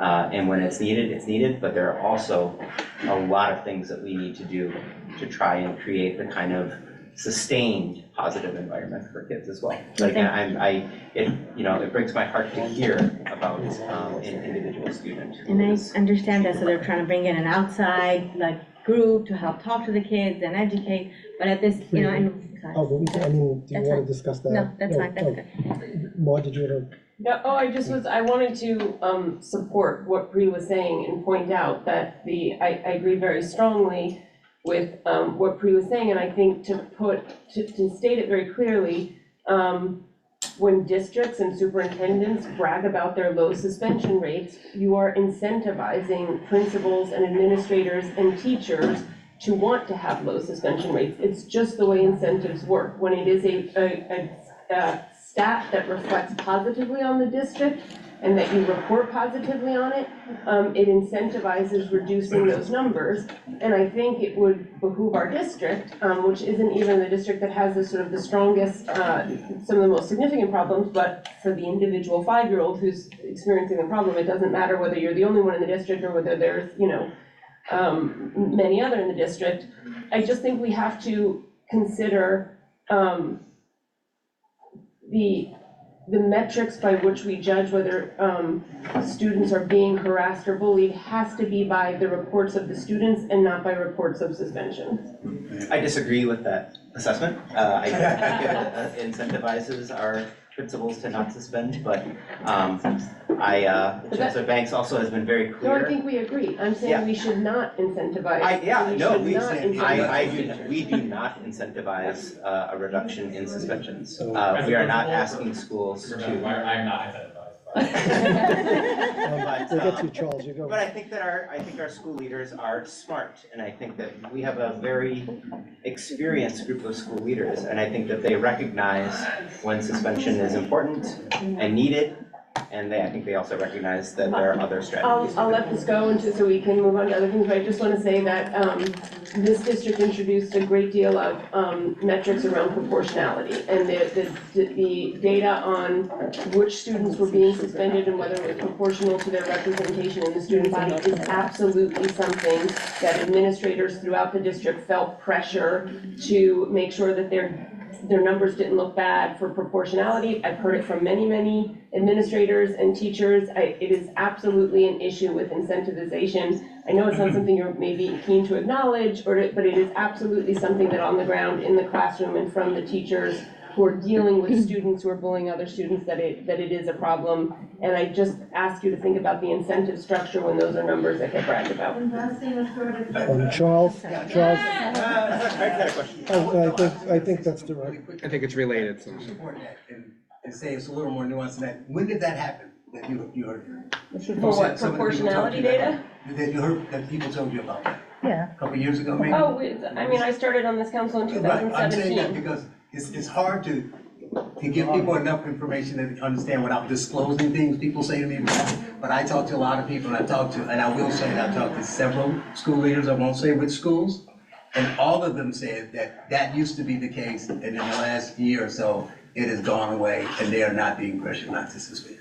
Well, music to my ears. And just for members of the public, that is a council member, even though he's sitting out there. So we're not taking some questions from the audience as opposed to others. We're being fair and following the rules. Do any other council members? Craig did have his hand. Craig? Oh, I'm sorry, Craig. It's fine, it's fine. So I just want to shift topics a little bit to the asylum seekers. So do you have statistics? I read last week in a newspaper that it was something like 15% were moved out, but that seems very low. I mean, I can tell you anecdotally in my school, it just seems like a lot of the kids who were asylum seeker kids left. Do you have statistics as to the number of kids, asylum seeker kids, who have been forcibly moved from a District 2 school? Do you know where they went? And is the Department of Education, are they tracking them? And the reason, what I mean when I say tracking them, if they were forcibly moved in January, we're in April, they could have been moved again. So is the DOE tracking to see if they're moved and moved and moved and moved? Because as this council has discussed before, that's obviously a terrible, terrible thing. So is the DOE, I guess the first question is, do you know how many kids have been forcibly removed? And second, is the DOE tracking them? Sure, and you're referring to the 60-day rule. 60-day rule, correct, yeah. correct. I don't have a solid number on that. Do you have a sense? I mean, I don't expect the exact numbers, but do you have a sense, is it a lot or is it, I mean, I think it is. You know, citywide, we are looking at about 20% of families that are not returning, immediately not returning to District 2 schools, city schools. But that doesn't always happen on the 60-day timeline. Some families leave before the 60 days, some families move to another location, and they are in a new location for a short period of time, and then move out of the city or out of the state. I would say it is. Sorry, Kelly, 20% of the children in temporary housing, not 20% of the. Thank you, Okay, yes. Just specifically to right, sorry. Students who are temporary housing, by the 60-day, thanks for that, yeah. By the 60-day shelter rule. The number of students living in temporary housing in District 2 has remained somewhat flat. Could you give us that number so we? About 1,800 students that are living in total, about 2,000 students living in temporary housing. But our district has always served and supported a number of students who are living in temporary housing. Again, we think that about 1,800 students who are who and their families are seeking asylum are living in our shelters. So it is difficult to track exactly what happens with students. And this is also in part to reason we think for some of our attendance numbers as well. Kelly, just on that point, we actually passed a resolution opposing the 60-day rule because, as I agree with the sponsors, is outrageous. Did the chancellor ever acknowledge to you that he was aware of that resolution or had any opinion on that issue, specifically how it's affecting our district and maybe 20% of people are being moved out? I don't talk to the chancellor about all resolutions. Did it ever come up, just out of curiosity? I don't need to know the exact conversation. Did anyone from senior DOE staff ever acknowledge to you that they acknowledged that we oppose that position in this district? Senior staff at the Office of Family and Community Engagement acknowledge all resolutions that are passed by CECD2. I receive a brief on how it is that they intend to respond. Well, hopefully they'll listen, but any other questions, Asona? So Kelly, one of our charges as a CEC is to create a community engagement forum, right, where members of the public, parents can come and speak and hear from you, and that is clearly laid out. You are probably as close to Chancellor Banks as most parents in this district will ever get. There have been a lot of questions directed towards certain of us council members about a statement that Chancellor Banks made at the PAF on December 20th, where he spoke about some of the language and words of certain council members here on CECD2. I'm sorry, I didn't hear the last part. Some of the language of what? Certain council members on CECD2 have used with respect to trans students and with respect to their position on the rights of trans students. He said at the PEF meeting that that was, they weren't acting like adults, that it was not acceptable, and that he was prepared to take action.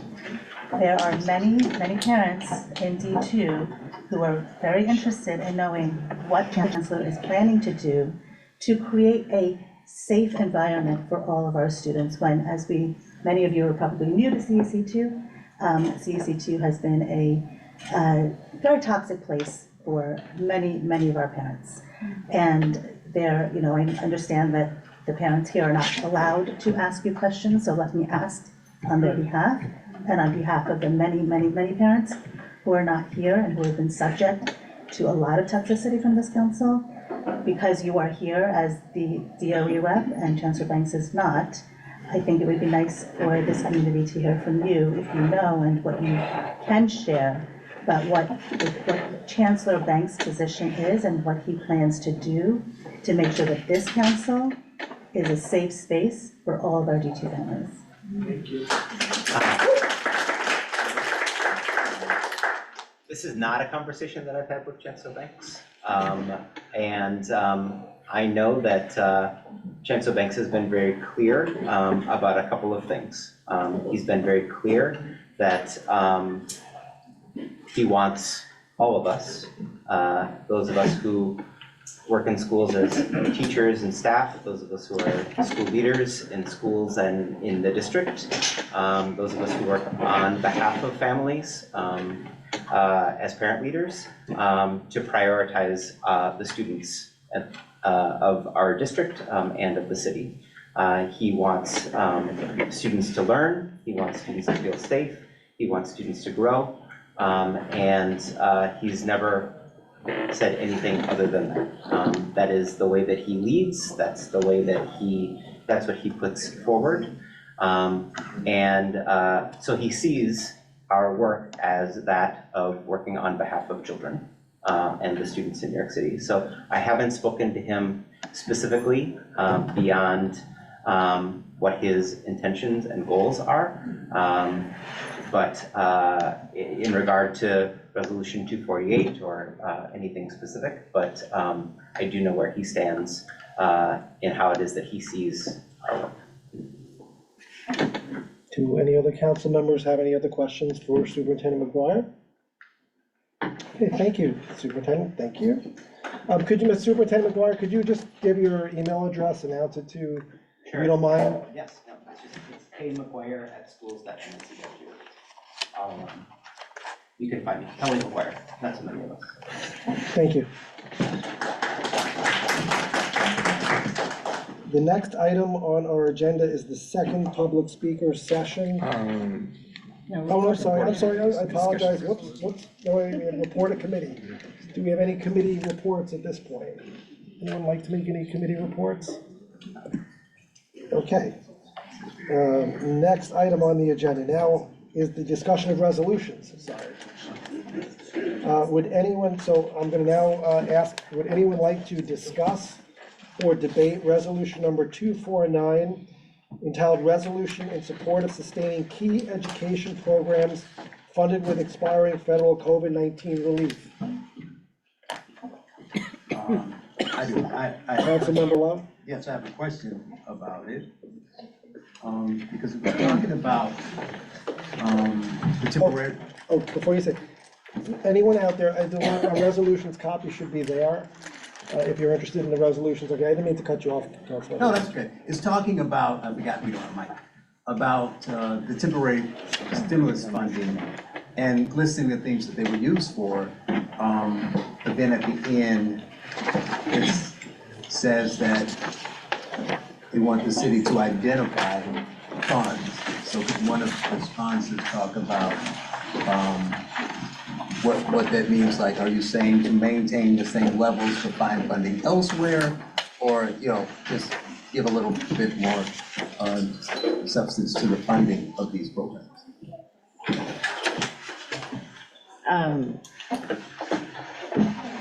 So is the temporary funding going away for one, and it's just, we want to keep this stuff, we don't have the federal funding, so let's find it somewhere else? Yes. And at its same level? I mean, I guess you would need it if you're keeping it, right? Right, Got so it. it's to Okay. it's to keep the current programs that are in place continuing. Right, but find funding, there's no current funding for it, right? There's a federal funding. Come June, the funding Yeah, that's what- currently being used to fund them. Expires, and it's not, Expired. right? There's no way to extend it or anything, it's just like, we want to continue to do this, find some other funds. Gotcha, thank you, Right. that's it. So I'll vote no for this resolution. I'm gonna explain why. As I tell my kids, you can run, but you can't escape of things. We lost 200,000 students over the last 3 years, right? We already are spending between 30, 35, sometimes things 40,000 per student. We lost economies of scale because we lost so many kids. The city continues losing its tax base, people are moving out. There is nowhere else to find this money. The city is dealing with the migrant crisis, which is extremely expensive. The revenue is going down, like, there is nowhere else. Education is one of the largest budgets of the city, and they have held the budget intact over the last 3 years, even though we lost 20% of kids in the district. So literally, like, that's why the per pupil of New York City, it only goes up, because the budget is always the same, but the number of students being enrolled in our schools continues to go down. And it's impossible to do what is being proposed here. I wish it was, but it's impossible because there is nowhere else where to find the funds. The city has already cut everything that could be cut. There was a mandate at some point to every city agency to cut 5% of its budget. The state cannot say the same because, New York tax base is leaving. The other thing that I'm gonna say is that we knew that this was coming with the COVID funds. Again, it was a conscious decision of the city of not right-size the district when we lost 200,000 students.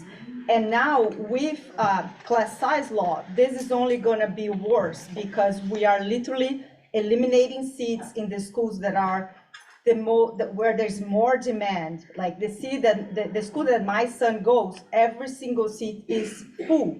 And now we're gonna have to reduce the seats in that school because there's no more space. We already shared a building for another school. So literally the schools that people wanna go to are gonna be reduced. There's more families gonna be leaving the district. And so this is only gonna get worse because of class size law. And I mean, Chancellor Bass has said many times, including testifying to the state, about how he really knows that he's gonna have to make so many cuts in arts and every additional class enrichment to the school. So I wish, it's a fantasy, it's a resolution that is in denial about the fiscal reality of our district and of the city. There is no more else to find $7 billion in the city budget. And the city council is completely, very friendly to the district, very friendly to the teachers' unions. If there was a place to find the money, they would have found right now. So, I just want to respond to that. And I get it. I signed on to co-sponsor this resolution because I think the things that are in this resolution, and there's a copy over there if you want to see it, we're talking about continuing to keep 450 school social workers, $65 million for school nurses, expanding community schools, learning to work, school psychologists. These are all the kind of things that certainly people tonight have spoken about that the school system needs for the social emotional health of our students.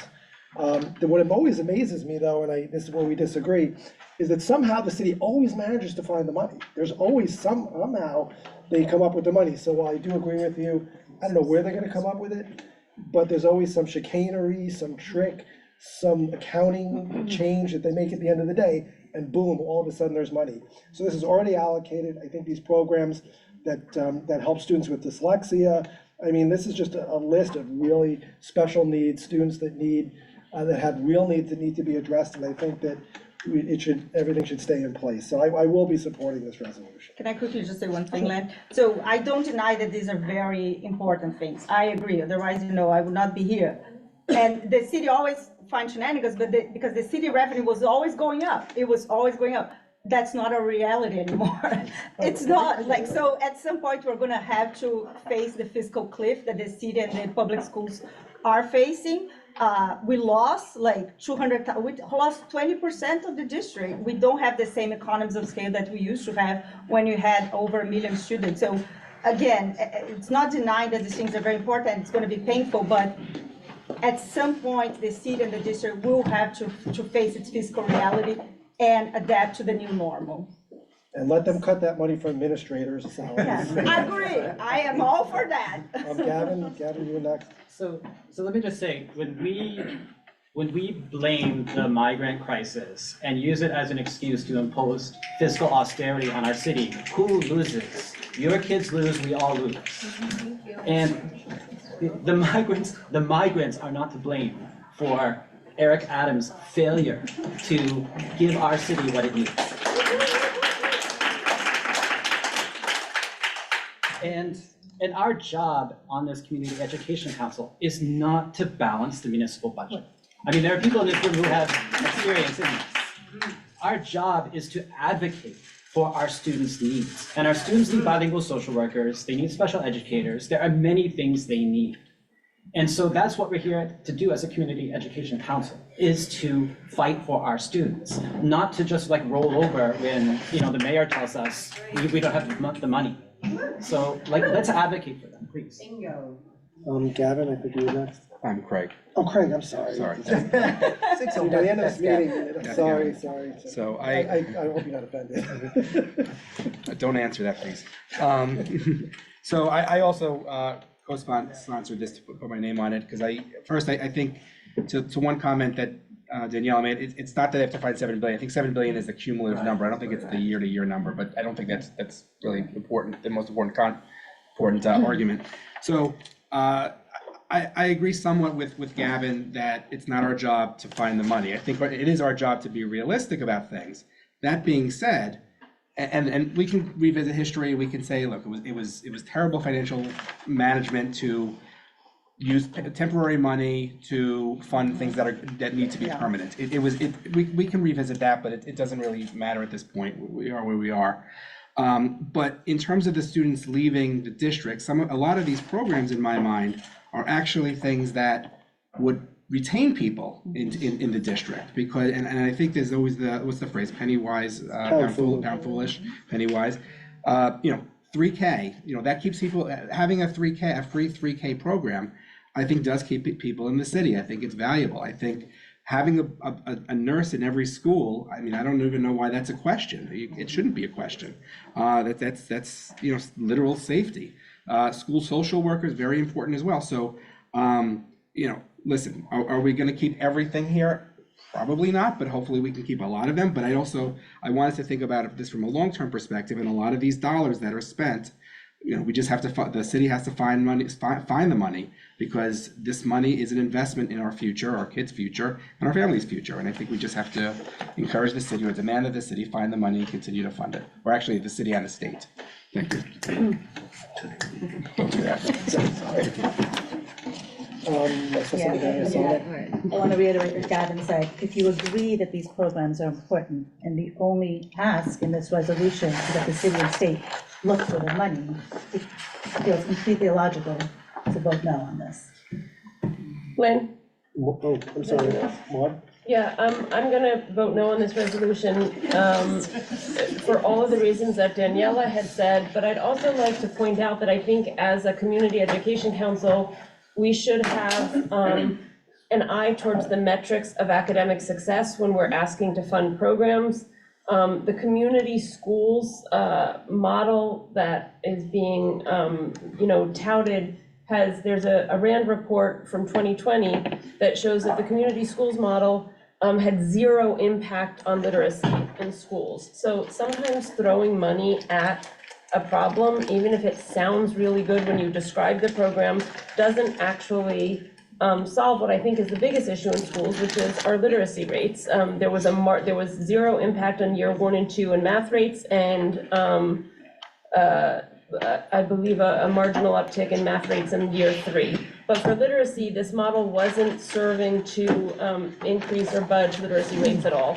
So I don't think asking for money for programs that we're not investigating as to whether or not they're working makes sense. So in addition to everything Daniela said, I think we need metrics to show that the money that we're spending is successful. It sounds nice, but if it's not actually working, I don't think we should be asking for money for those programs. Well, the only thing I'll just add to that is, I wonder how bad things would really be if we didn't invest this money. Because I can tell you that from my perspective, and having had 3 students at the time who were remote, the effects of COVID were really lasting. And we're seeing it now. For those of you who've been following this issue, the declines in scores, to the extent that we still test our students, whether it's in ELA or math scores, the declines in literacy, they are lasting declines that stem from that period of time when we had our students learning remotely. So I think, and I agree with you, I'm not always sure that every dollar is targeted exactly where it should be, or if you can quantify this dollar is going to result in this particular increase in literacy. But I think we have to be aspirational, we have to try, and I do wonder how worse things would be if it wasn't for this money that was allocated. So, so that's why, again, I'm supporting this resolution. But, Craig. Oh, I'm sorry, Craig. Craig? Yes. Okay. Thank you. Thanks. Just, Maud, just a question, and if you don't know what that's fine also, but I haven't seen the study that you were referring to. And I take your word that one thing didn't have anything to do with the literacy rates, or had no effect. That's what you say it is. But was there any study on, study on the impact on other things such as attendance and health because of nutrition and things like that in that study? And if you don't know it, it's fine. I do. I'll forward. I don't know the specifics, but I'll forward it to you. They did find marginal increases in like other metrics, on sort of non-explicit academic metrics. Right. I'm not saying that it was useless. What I'm saying is, in what I think is the most important metric, which is literacy, they found no impact. I'll say something too. I'm sorry. Oh, I'm sorry. Did you have your hand? I'm sorry, I can't see down at the end of it. Charles, did you have your hand raised? No, I did not. I wanted you to acknowledge, please. Go ahead. Thank you. Thanks, Charles. I just want to say that I'm gonna vote yes for it, because this would be ideal, right? This would be great for us to continue these programs that were started. And I understand what Danielle is saying, that the money may not be there, and like it's great right? And we do know the study, I have read the study that showed that adding money more to the system did not actually improve literacy rate, did not improve the benefits that we were looking for, that the kids are at school at a certain, for only a small, period of time. I get that, but these are ideal. The reason I'm voting yes would be, if money could just come from somewhere, it would be perfect. But otherwise, I remember being at another meeting that if, with the budget, with what's happening right now, that if it is being cut, and that if in a family, it was an example given, in a family, that if one person, a parent loses a job, like does the family cut from 3 meals to 1 meal, which Mayor Adams had brought up, that this is where our city's at, that money is being cut and we need to make some changes, but this would be ideal for me. Anyone on this side, any comments? Okay, thank you. The next item is a discussion of resolution 250, entitled Resolution Calling for the Implementation of Daylighting Provisions at Intersections in New York City. Craig, did you want to? I hope I described it for the other council members. I think this is very important. I think it's a common sense solution, hopefully not controversial, but if anybody has any questions or comments, I welcome them. I have a comment. Thank you, Craig, for putting this together. When you were presenting, you just said to ask to prioritize the schools that have had accidents. No, schools, as opposed to intersections near schools, not Okay. over So my suggestion would be to prioritize intersections near schools that have had accidents, because I know at my son's school, the crossing guard had a really serious accident, trying to help children to cross the street. And so I know that there are some intersections that are particularly dangerous, very near schools. And so if we could advocate for that implementation to prioritize those intersections near schools that have a pattern of accidents. I think that's my only comment. But yes, I'm going to vote yes on this one. And thank you for putting this together. My preference is to leave it as is, only because there are a lot of schools that have a lot of near misses. I see at my school a lot of near misses. I don't know if there are many accidents. I don't think that there are. I've actually. No, I'm not suggesting to change. It's just I know you're advocating on this, and so it's just a suggestion for your applications. I think we should actually do that. Yes. Would anyone else like to speak on resolution number 250? Okay. Next item is a discussion of resolution number 251, entitled Resolution Calling for the State Legislature to Amend the Class Size Law. I guess I'll get this discussion going. As many of you may know in the public, this is a real issue that's going on right now. I first heard about class size when I went to a presentation at the Three Parks Democratic Club maybe more than a decade ago, where it was explained about class size. And I have to tell you, I 100% agree that smaller class sizes are better. I don't think there's anybody here that can dispute that. The question is, now that we have a law that has been passed that mandates smaller class sizes, how do we implement that? And what is the actual effect of that implementation? So let me just tie it in really briefly to our district in particular. So for example, in our district, we have a number of schools that are co-located that Superintendent McGuire can talk about. For example, we have Lower Lab, which is PS 77, which shares a space with PS 198. We have Yorkville Middle School, which shares a space with PS 158. I'm familiar with both those schools. My children have attended two of those 4 schools.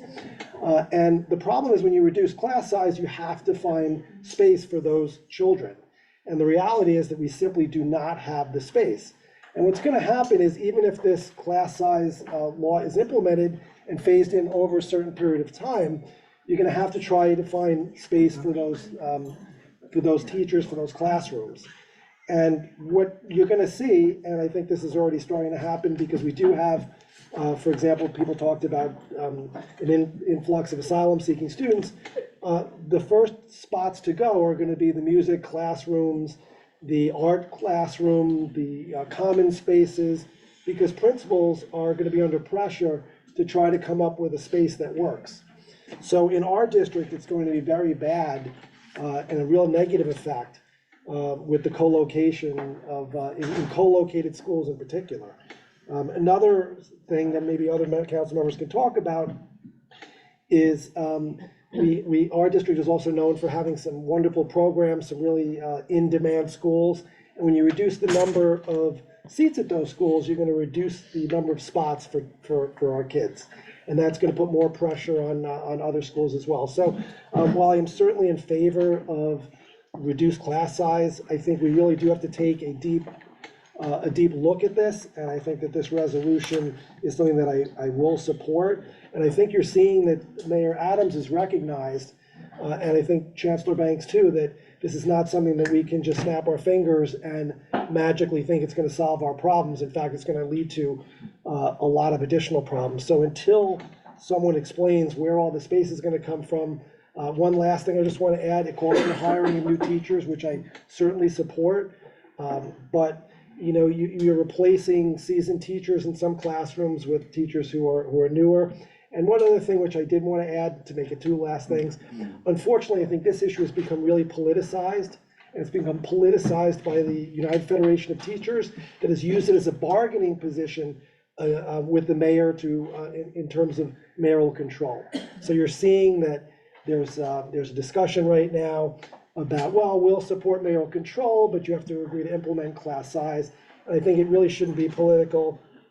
I do support smaller class sizes, but I think that this is a bill that is really going to have a lot of negative consequences specifically for our district. So does anyone else, Gavin? Yeah, I have a lot to say about this. So first of all, this law that a very small group of parents wants to amend passed 59-4 in the New York State Senate and 147-2 in the New York State Assembly. So this is just a reminder that we elected those people to represent us and reflect our will. And I think that's what they did with this law. This is a law that's been a very long time coming. It was born out of the New York Court of Appeals campaign for fiscal equity case back in 2003, which determined that New York City public school class sizes were too large to provide students with their constitutional right to a sound basic education. So none of our current New York City public school students had even been born in 2003, I don't believe. But here we are 21 years later, and we're still hemming and hawing about lowering class sizes for them, when we have a law in place that says we need to do it within 5 years. We're in the year number 2. I just want to say that Community Board 1 and Community Board 2 here in our district have passed unanimous resolutions supporting the implementation of the class size law as written. Community Board 4's Education Committee, also here in District 2, has adopted a similar resolution in its Education Committee that will go before the full board for a vote later this week, I understand. Manhattan Community Board 11, Community Board 12 have adopted similar resolutions, and other CECs, CEC 4, 5, and 6 in Manhattan, CEC 10, 15, 19, 21, the Statewide Council on Special Education, and the Manhattan High School PTA President's Council all passed resolutions urging compliance with this class size law. And so every year since 2007, the DOE has sent out to families citywide this school survey, and the superintendent showed some of the, talked about it a little bit in his presentation. And every year going back since 2007, families citywide have consistently ranked more enrichment programs, that is after school programs and clubs, lower class size, and more opportunities for hands-on learning, in that order, as the top improvements they would like to see in their schools. But actually in District 2, that preference is even more pronounced.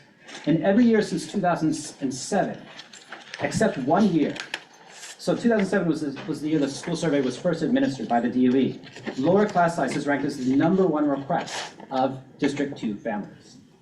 Except for 2021-22, when it came in a close second behind strawberry enrichment. This past year, it came in #1 again. This past year, under the question, which of the following improvements would you most like your school to make? Smaller class size came in #1 at PS3, PS6, PS11, 40, 41, 51, 59, lower lab, lab middle, Wagner, Salk, 116, 130, 158, 183, 198, 212, PSI is 217, PS234, PS290, Eastside Elementary, River School, Battery Park School, Lower Manhattan Community Middle School, Peckslip School in Yorkville East. More than half of the schools in D2 listed smaller class size as the #1 thing they wanted last year. We should listen to those families. And there's been a lot of talk about this as an unfunded mandate. Now, New York City received an increase of more than $1.3 billion in state foundation aid to address this issue of class size. Not to mention that the IBO, the Independent Budget Office, estimates that the city will have a $3.6 billion budget surplus. So the fact is that the Adams administration is choosing to squander that money on other things, putting our students last. So, and again, our job here as education advocates is to fight for those students, not to balance the city budget. And so scaling down our expectations and asking for less than those students deserve is small-minded thinking that hurts our students.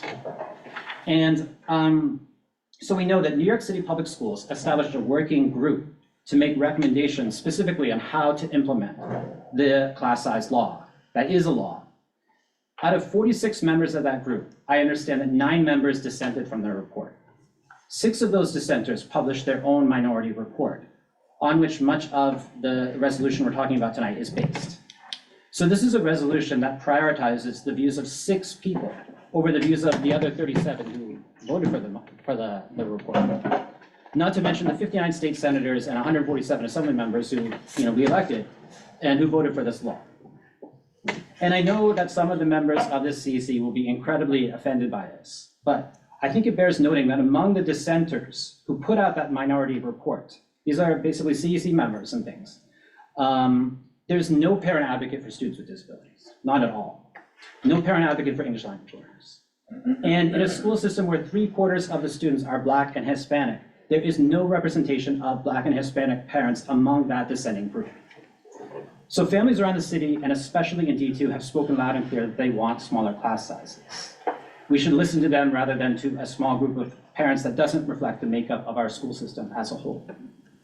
And so now I will get more into the weeds of the social science of this. So contrary to what has been stated in this resolution, there is abundant research, and we have some, I know we have some professionals in this room, so I apologize, but there's abundant research showing the benefits of class size reduction.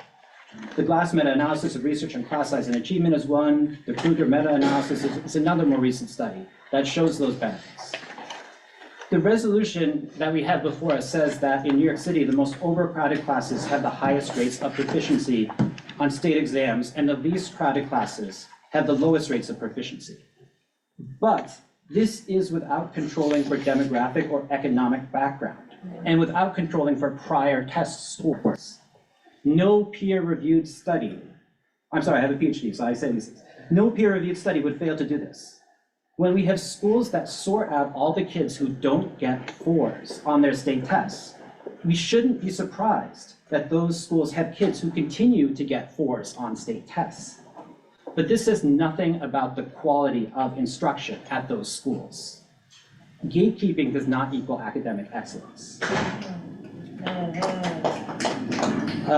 You refer to the California Research Consortium that found that analysis of the relationship of class size reduction to student achievement was inconclusive.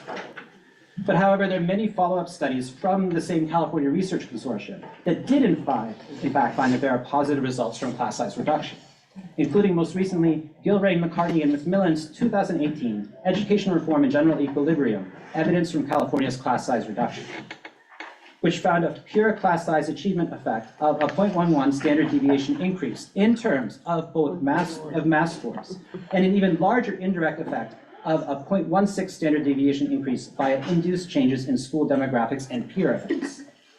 Both effects persisted, giving rise to an impact estimated to be 0.4 standard deviation higher for 4th graders who had reduced class sizes for 4 years from kindergarten through 3rd grade. So in conclusion, the authors state that our results accord with the convincing studies that document long-term benefits of class size reduction. And the resolution we have before us also argues that any gains from smaller class sizes were offset by decline in teacher quality. Yet the resolution sponsors completely ignored the Jepson and Rivkin important 2009 study, which found that there is little or no support for the hypothesis that the need to hire large numbers of teachers following adoption of class size reduction policies led to a lasting reduction in quality of instruction. The resolution also cites an analysis of class size reduction in Florida that found that it had little, if any, effect on student achievement. And so you're referring here to the 2010 study by Matthew Chingos. So I'd urge the sponsors of this resolution to read Dr. Jeremy Finn's careful study of Chingos's report, which identified some serious methodological and interpretive flaws in that report, which called into question his conclusions. And you also cite a meta-analysis of, and I quote, 127 studies examining the impact of smaller class sizes on learning outcomes. But the 2018 Campbell study that you refer to here considered 127 studies for inclusion in its findings, but actually only evaluated 10 of those studies for purposes of determining average student achievement. And I cite specifically Clive Belfield of Queens College's November 2023 exhaustive critique of the Campbell meta-analysis, in which he concluded that by so severely narrowing its body of evidence, when so much evidence is available, the review significantly limits its usefulness. I might say the same thing about this resolution before us. And then the Hanashek study you cite has been shown to be deeply, deeply flawed. Alan Kruger of Princeton University and the National Bureau of Economic Research found that Hanashek's pessimistic conclusion about the effectiveness of schooling inputs results from the fact that he inadvertently places a disproportionate share of weight on a small number of studies that frequently use small samples and estimated misspecified models. So, in other words, in layperson's terms, we could just say that his study is an example of flawed methodology, leading to flawed conclusions, garbage in, garbage out. And the Brookings Institute report you cite is a non-peer-reviewed report that summarized many, many positive studies, in fact, showing significant gains from class size reduction. And it said that the less expensive alternatives that were available were actually quite controversial and without rigorous research behind them. Things like enrolling students in popular charter schools rather than in city schools. Now moving on to the budget aspect of it, the money. In clause 9, the latest independent budget office estimate for compliance is actually $1.07 billion. It's not what you cite here. And as for the $2.2 billion estimate and the annual estimate and the $17 to $22 billion in capital costs provided by the dissenting group of members from the class size working group. In other words, this is an estimate from 6 people, 6 parents, CEC members. Should we trust the analysis of the independent budget office, or should we trust a spreadsheet made by 6 random people? And let's break down those 6 people's analysis. The latest estimate from the School Construction Authority is that there's a need for 85,000 seats to comply with the law. Using the latest cost per seat in the proposed 5-year capital plan, that would equal $15 million. But, however, costs would be considerably less if there were adjustments in enrollment across schools, or other policies such as moving more 3K and pre-K programs into empty CBO seats. Meanwhile, the School Construction Authority actually proposes cutting the number of new seats by 50%. Do the resolution sponsors support that? How come you're not advocating for the School Construction Authority to produce more seats? And the alarm that this resolution sounds about the reduction of AP classes or popular classes, I mean, this is really, the goal of this resolution is there's a fear among some parents that the class size reduction law is going to eliminate like gifted and talented programs, basically. That's holding everything else hostage. And, but reduction in other programs, whether it's art, music, AP, is only going to be relevant if New York City Public Schools sits on its hands and does nothing to comply with this law. That's not what we expect, and that's not what we should be advocating for on our CEC. So finally, I want to go through the proposed amendments to the class size law you've outlined. These are your proposed amendments. First, you say apply the law only to grades kindergarten through 3rd grade, in line with the research. But you just said that there's no, in this resolution, that there's no good research, you say, showing the benefits at any level. So how does that make sense? Second, and this really gets to the demographics of New York City Public Schools. You say apply the law only to those schools in the lowest performing quartile academically, and also the highest quartile of academic need. So it's unclear whether you mean just K-3 or in all grades. But in any case, this would really significantly reduce the impact of the law. As in New York City Public Schools, the other 3 quartiles include schools with an up to 93% economic need index. So in other words, by limiting the application of the law in the manner you propose here, You'd be excluding hundreds of thousands of high-need students from across the city and in our district. Third, you propose extending the period of implementation of the law from 5 years to 10. I mean, this will basically ensure that this administration, this current and Adams administration, will do nothing. They do not have a 10-year timeframe. And probably the next administration won't do much either. You also propose eliminating school-based enrollment caps. But most schools in our city already have enrollment caps. I mean, are you recommending that we let schools go to 1,000% capacity? I mean, who would want that? Raise your hand if you'd support a school's at 1,000% capacity. And you want to remove the only remedy for non-compliance with the law. That's the threat of suspension of the C4E, Contracts for Excellence funding.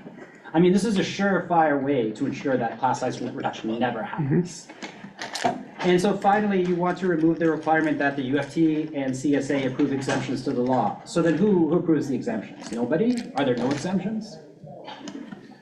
Families in this district have been telling us since 2007, and even before, that they want smaller class sizes. We have a law in place to accomplish that.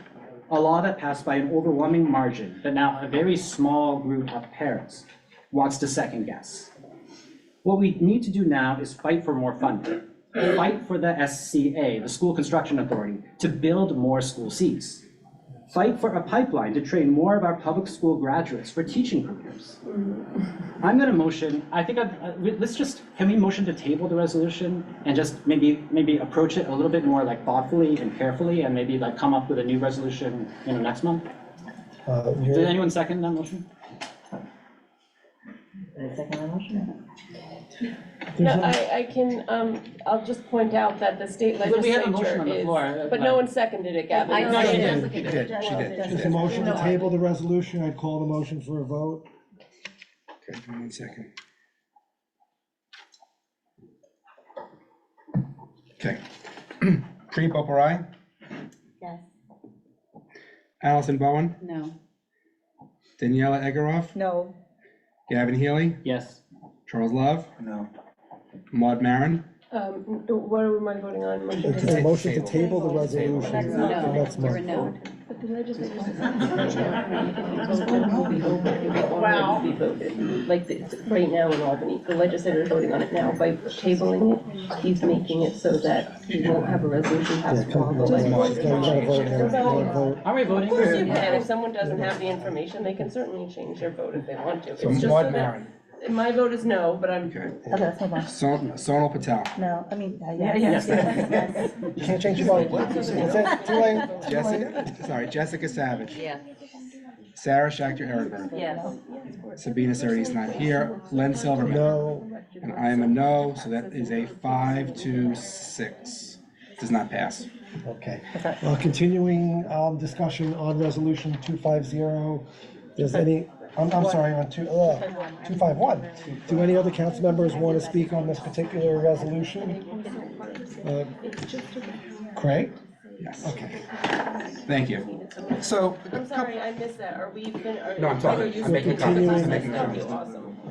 Okay, Can we not have side Yes. chatter? Sorry. So, to the question of, when you ask somebody if they want lower class sizes, of course they say yes. It's always how you ask the question. Now, if I ask the question, would you like lower class size, but there's a decent chance your child's gonna be 20 or 30 minutes away from their home, or there's not gonna be a music or art room because there's no room in the school, or they're going to have a not great teacher as a result because they have a massive need for hiring, I don't know that people would give the same answer. What many people have said to me is that what's more important is having a quality teacher than a smaller class size. Now, when the law is requiring about 10 to 12,000 teachers, plus you have to replace, teachers who retire, which I think is estimated about 4,500. I don't know where you're going to get 16,500 quality teachers in the next 2 to 3 years, which is one of the reasons why I think extending this over a longer period of time is a wise thing. Now, you're also talking about only 6 members of the committee. What I think we also need to remember is who was on that committee. The 6 members who did the minority report are elected CEC members, and they are parents. A number of the members of the committee are members of the UFT, member of advocacy groups that I believe are funded by the UFT, staffers of politicians. These are not necessarily parents. These are people who have very different opinions. At the city council hearing to discuss this, the CSA, which is the principal, CSA is the principals union? I'm asking. That's correct, yes. The CSA, the head of the CSA, came up and expressed a lot of the concerns that this resolution expresses as well. These are he represents the people that have to actually implement it. So he understood that this is a big issue. The head of the working group is a principal from a zone school in Queens. I think he's the co-head. I don't think he's the head by himself. And he has been going around to CECs and expressing all of these concerns as well. He has expressed that he's going to have to cut seats in his school, programs in his school, and he was the head. He was literally the head of the advocate of the working group. I think there are a lot of concerns about this. I don't think we should ram this through. I know we'd love to have everything in the next 2 years done, but I don't think it's possible to do it in a nice, orderly way. And these are our kids. I don't want to ram anything down because they are the ones who will suffer if and when this fails. I think extending this over a period of time is a wise move.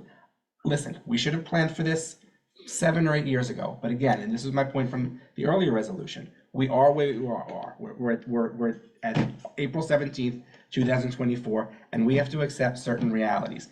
And we cannot ram everything down right now. Does anyone else want to speak on before you go again, Gavin, does anyone else have any comments on this? There's so many things to say in response to Gavin, but I'll keep it really, really brief. The misrepresentations about CFE being something that was designed for class size reduction is not true. That's why, if it was true, and if it was part of the mandated settlement of the case, the legislator wouldn't have had to pass a law to create class size. The CFE litigation, which went on for years and years and years, is not in any way, shape, or form what Gavin was representing. In fact, one of the plaintiffs of CFE, Mona Davids, wrote, has consistently advocated against using settlement money from the CFE settlement for class size reduction because because that is not what the CFE battle was primarily for. Certainly, as Craig says, no parent objects to a smaller class size if the other factors such as commute time, extracurricular programs, high-quality teachers can be held constant. But when it's a choice between them, parents choose other issues over class sizes, and we know that because all of the people down there who are saying that we shouldn't vote for this resolution send their own children to schools that have the largest class sizes because they have excellent teaching, academics, and extracurricular activities. They vote with their feet, as other parents do too. And I always think that when someone's saying one thing but doing another, you should pay attention to what they're doing. Gavin? So first of all, where other people send their kids to school is none of your damn business. It's public knowledge to serve on this council, Gavin. Okay, can we, all right, let's stop, both of you. All right, can we be respectful? Gavin, you have the floor. Yes, let's be Please respectful. don't direct any personal attacks at anyone. I understand what you're saying, but please just try to keep it civil, thanks.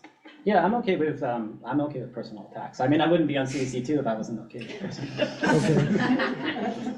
I'm just not okay with attacks on people's kids. And I just want to say, in the interest of full disclosure, I mean, I understand. I heard what Craig said about the UFT, and I don't really want to vilify the UFT. I mean, I do think our teachers, it's sort of a cliche, but our teachers' working conditions are our students' learning conditions, and I think that's very true. And I think right now the only thing before this class size law that really is keeping your kid from being in a class, with 50 students or 60 students is the fact that there's a contract with the UFT that limits that number. So we should thank the UFT for that. And just in the interest of full disclosure, my mother was a UFT member for many years, and so probably 40 years ago I got some dental work courtesy of the insurance she got from the UFT. So I may be speaking from a position of bias and some self-interest, but it was a long time ago. But yeah, I mean, if you ask a leading question, you'll get a different answer. if I ask you, do you want a smaller class sizes, but, your school is gonna have holes in the roof and, it's gonna be, like there are gonna be raccoons running around in the cafeteria, you're gonna say no. I mean, but these are not the choices we have to make. We're advocating for our students. Again, like, why are we not zealously advocating for what families want? Since 2007, they have asked for lower class sizes.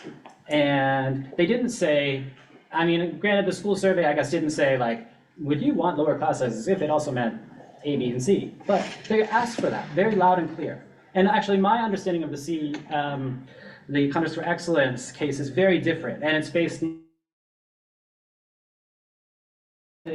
on what Senator Robert Jackson, who really, really worked tirelessly for this, has said about it. And I mean, one of the things was smaller class sizes. I mean, it's very clear that the court in that case, over 20 years ago, said that there's a student's constitutional right to a sound basic education is being interfered with because of the class sizes. And we have high class sizes here. And I mean, if you know people in suburban districts in other parts of the country, they're not in classes usually with 32 to 34 students. They're in much smaller classes. And we know our kids learn better. I mean, I think everybody just knows that, like, instinctually knows that. So, that's what I'll say.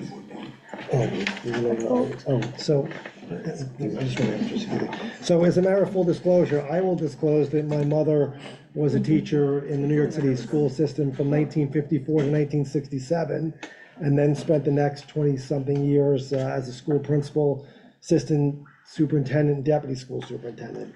I would also admit to you, Gavin, that having had 3 kids in the New York City public school system, by my estimate, I have responded and filled out approximately 31 school surveys, and on every single one of them, I checked as my only one option, because the Department of Education gives you one choice in the matter. Smaller school size is exactly what I wanted.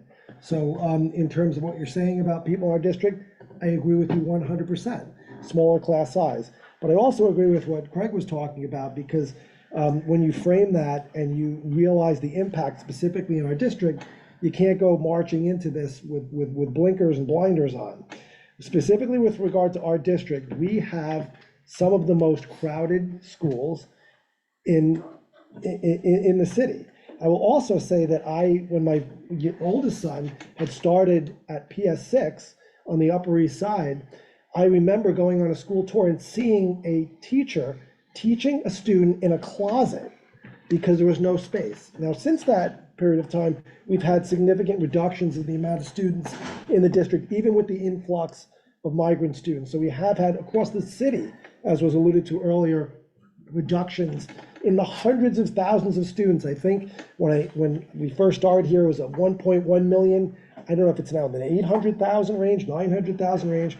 But when you try to frame it as a matter of equity, it's the school districts with the highest minority populations that, to a large extent, tend to have the smallest class sizes. And that kind of makes sense because people want to send their kids to higher performing schools, and we see that in District 2. So in terms of our district, I think this resolution is not asking, the asks make sense. They're asking that it be spread out before you rush into something and start cutting class sizes and start eliminating rooms and trying to figure out where we're going to collate schools because there's no space, or you're going to hire teachers. And by the way, I read an article today, it was very interesting. I don't think there's any, I think we need more teachers, and I think we should really support our teachers, but there's no equivalent. You can't say that somebody who just got out of graduate school is the same as a teacher who's experienced 10, 15, 20 years of actual classroom experience. I don't think there's any substitute for that. And I think this asks for a reasonable ask. It asks for just pushing this back a little, spreading it out, and really kind of evaluating what the impact of this law is. And I think in District 2 specifically, this is going to have a very negative effects on our programs, on our students. It's going to reduce the number of seats dramatically. And then last thing, I hate to be so cynical about this, because Gavin, you mentioned that the legislature overwhelmingly passed this. I don't agree with everything that the legislature passes. There's a lot of things I could think about. But if you think for a second that the lobbying and the behind-the-scenes influence of whether it's the UFT or any other lobbying organization had nothing to do with this, then you might be living on another planet. Because I guarantee you that the special interest groups, the lobbying, the millions, if not tens of millions of dollars that's been pumped in to advocating for this, certainly probably had an influence and impact on the actual votes in terms of the resolution. So I actually disagree with some of this resolution because I do believe smaller class size make a difference. So in that respect, I disagree with that aspect of it, but I just don't think this is not something that we can afford right now. And I think we really have to say to the legislature and to take a deeper look at this and acknowledge that for our district, this has real negative effects. Greg? Thank you. So I think that there must be a trend here because my mother, she was not a teacher, but she was also a member. She was a school secretary in Queens for 40 years. So, and Gavin, I agree. GHI was literally the best health insurance plan ever. They paid for everything. So, and she was tier 2, I think. So, I think that's good, right? Yeah, my mother was tier 1. Yeah. But anyway, that's the retirement plan. But anyway. That's why you guys are all here. That's right. I think we do need to separate teachers from the UFT as an organization. I don't think anybody here is going to say or would say that we don't support our teachers. We have many, many fine, upstanding, hardworking teachers here. So I think we need to separate UFT and teachers. So, in full disclosure, I don't think my school will be negatively affected. My school actually has some empty classrooms for a whole bunch of reasons. It's a great school. It's 340. I highly recommend it. But we have extra classes. So I think we would probably be okay. But one of the schools next to us is at 130% capacity, according to the district planning office. It's a combination of an elementary school and a middle school. You have 130% capacity. Where are you going to put all these extra classrooms? Where are you going to put all these kids? Or are you going to tell the kids now they're going to have to go to the next neighborhood? And our school would probably take kids from 11 and 41 and other schools. So I don't know that our school could absorb all those students. And my school isn't close to every one of those schools. So I think we need to really look at that. We just received as a council over 1,000 letters begging us from parents saying that there was a problem with high school admissions, that our kids, District 2, has one of the lowest placement rates in the city. Please help us. There's not enough room in District 2 high schools for all of our kids. Do you think this is going to make it any better? It's going to make it even worse. And our kids who are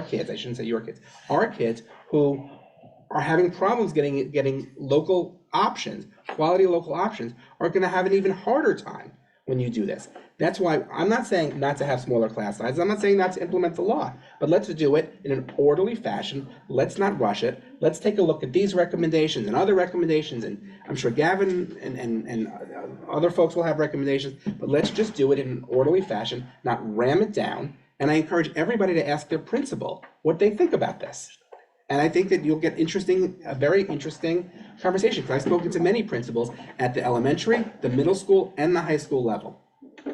Councilmember Love, Charles. I figured I should add a little something, since we're talking about, education for a change. And I'm gonna do something else rare. I'm gonna say I agree with Gavin. I think that. Wait, I want to get this on. It's all on record. Has this been recorded? I want to make sure.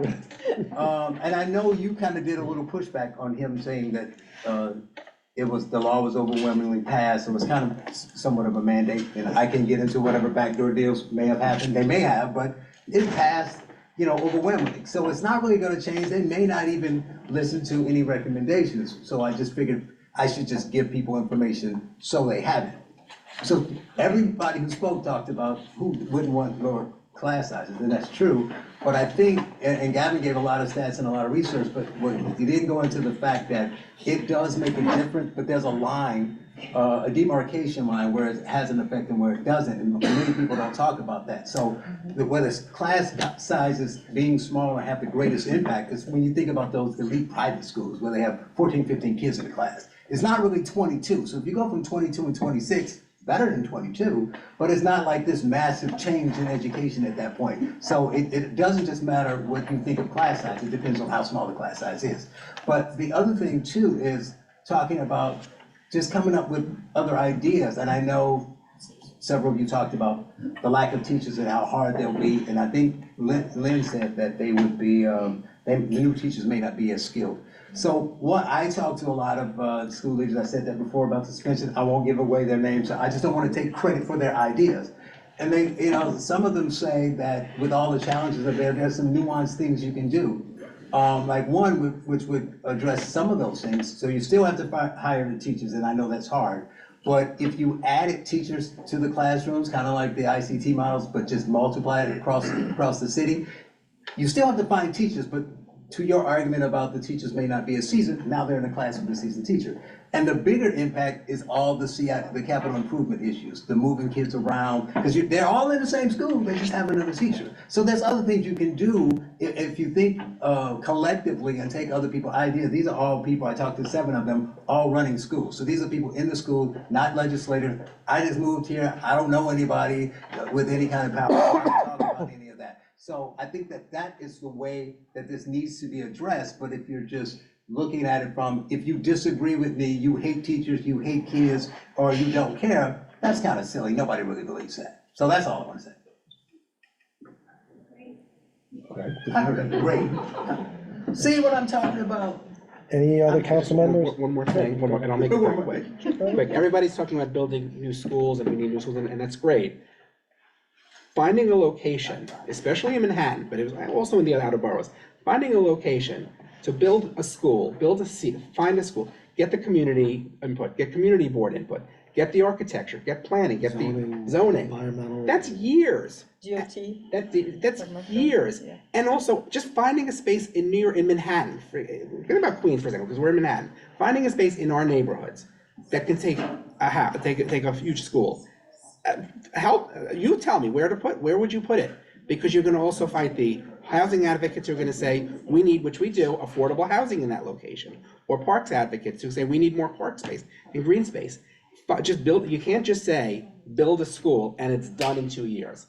Finding a location, building a new school from scratch can probably take, what, 7, 8 years? I'm not. So again, not as easy as it sounds. Just on that point, the school you're in right now is a very new school. I think it started in, this building opened in 2022, and it's so new actually that initially, Craig, when you put the address up online about the meeting, you put the wrong address, which was over on the other side of the how long did it take? Street. But I mean, we're in a new school, and it's a beautiful school. And it took 10 years to build it. Grateful. But And it took 10 years to build it. If we set the time out to 10 years, we're never going to get these things done. There are many things other than just building schools that go into this. It's, reallocation of seats, like I said, taking 3K and pre-K seats and putting them in some underutilized CBOs. But I mean, where there is a will, there is a way.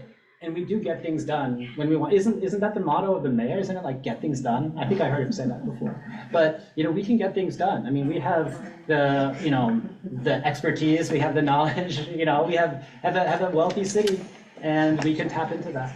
But the fact that we're not asking for that, the fact that we're just kind of like rolling over and playing dead, it just feels really defeatist for our kids. All right, I'm gonna call, I don't think a motion is necessary, but I think. No, we have a second speaker. No, I'm gonna bring debate to an end on this one.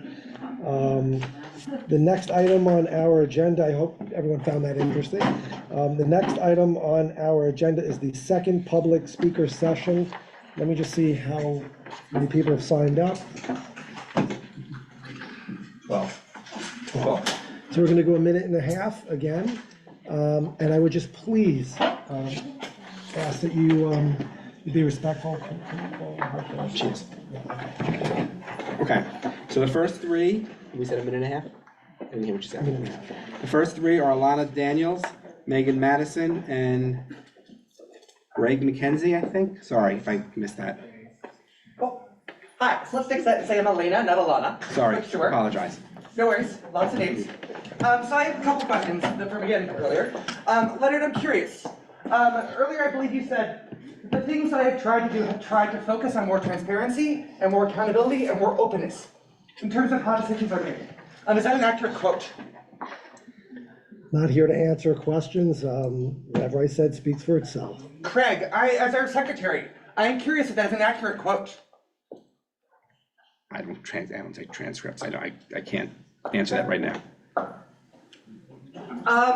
Maud seems to have walked out of the room, so I can't ask if this one's an accurate quote, but I believe it says we should pay attention to what people do rather than what they say.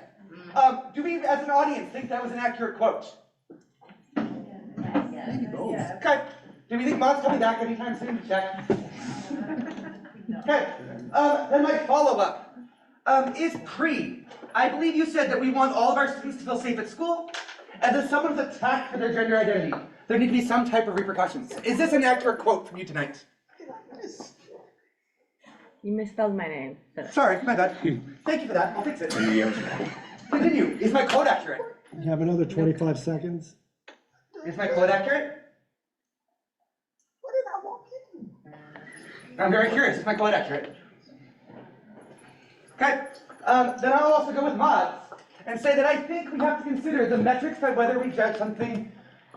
The metrics by which we judge whether or not something is harassment was by whether or not it's reported, rather than by whether or not there's a suspension. So I would like to report a moment of harassment right now.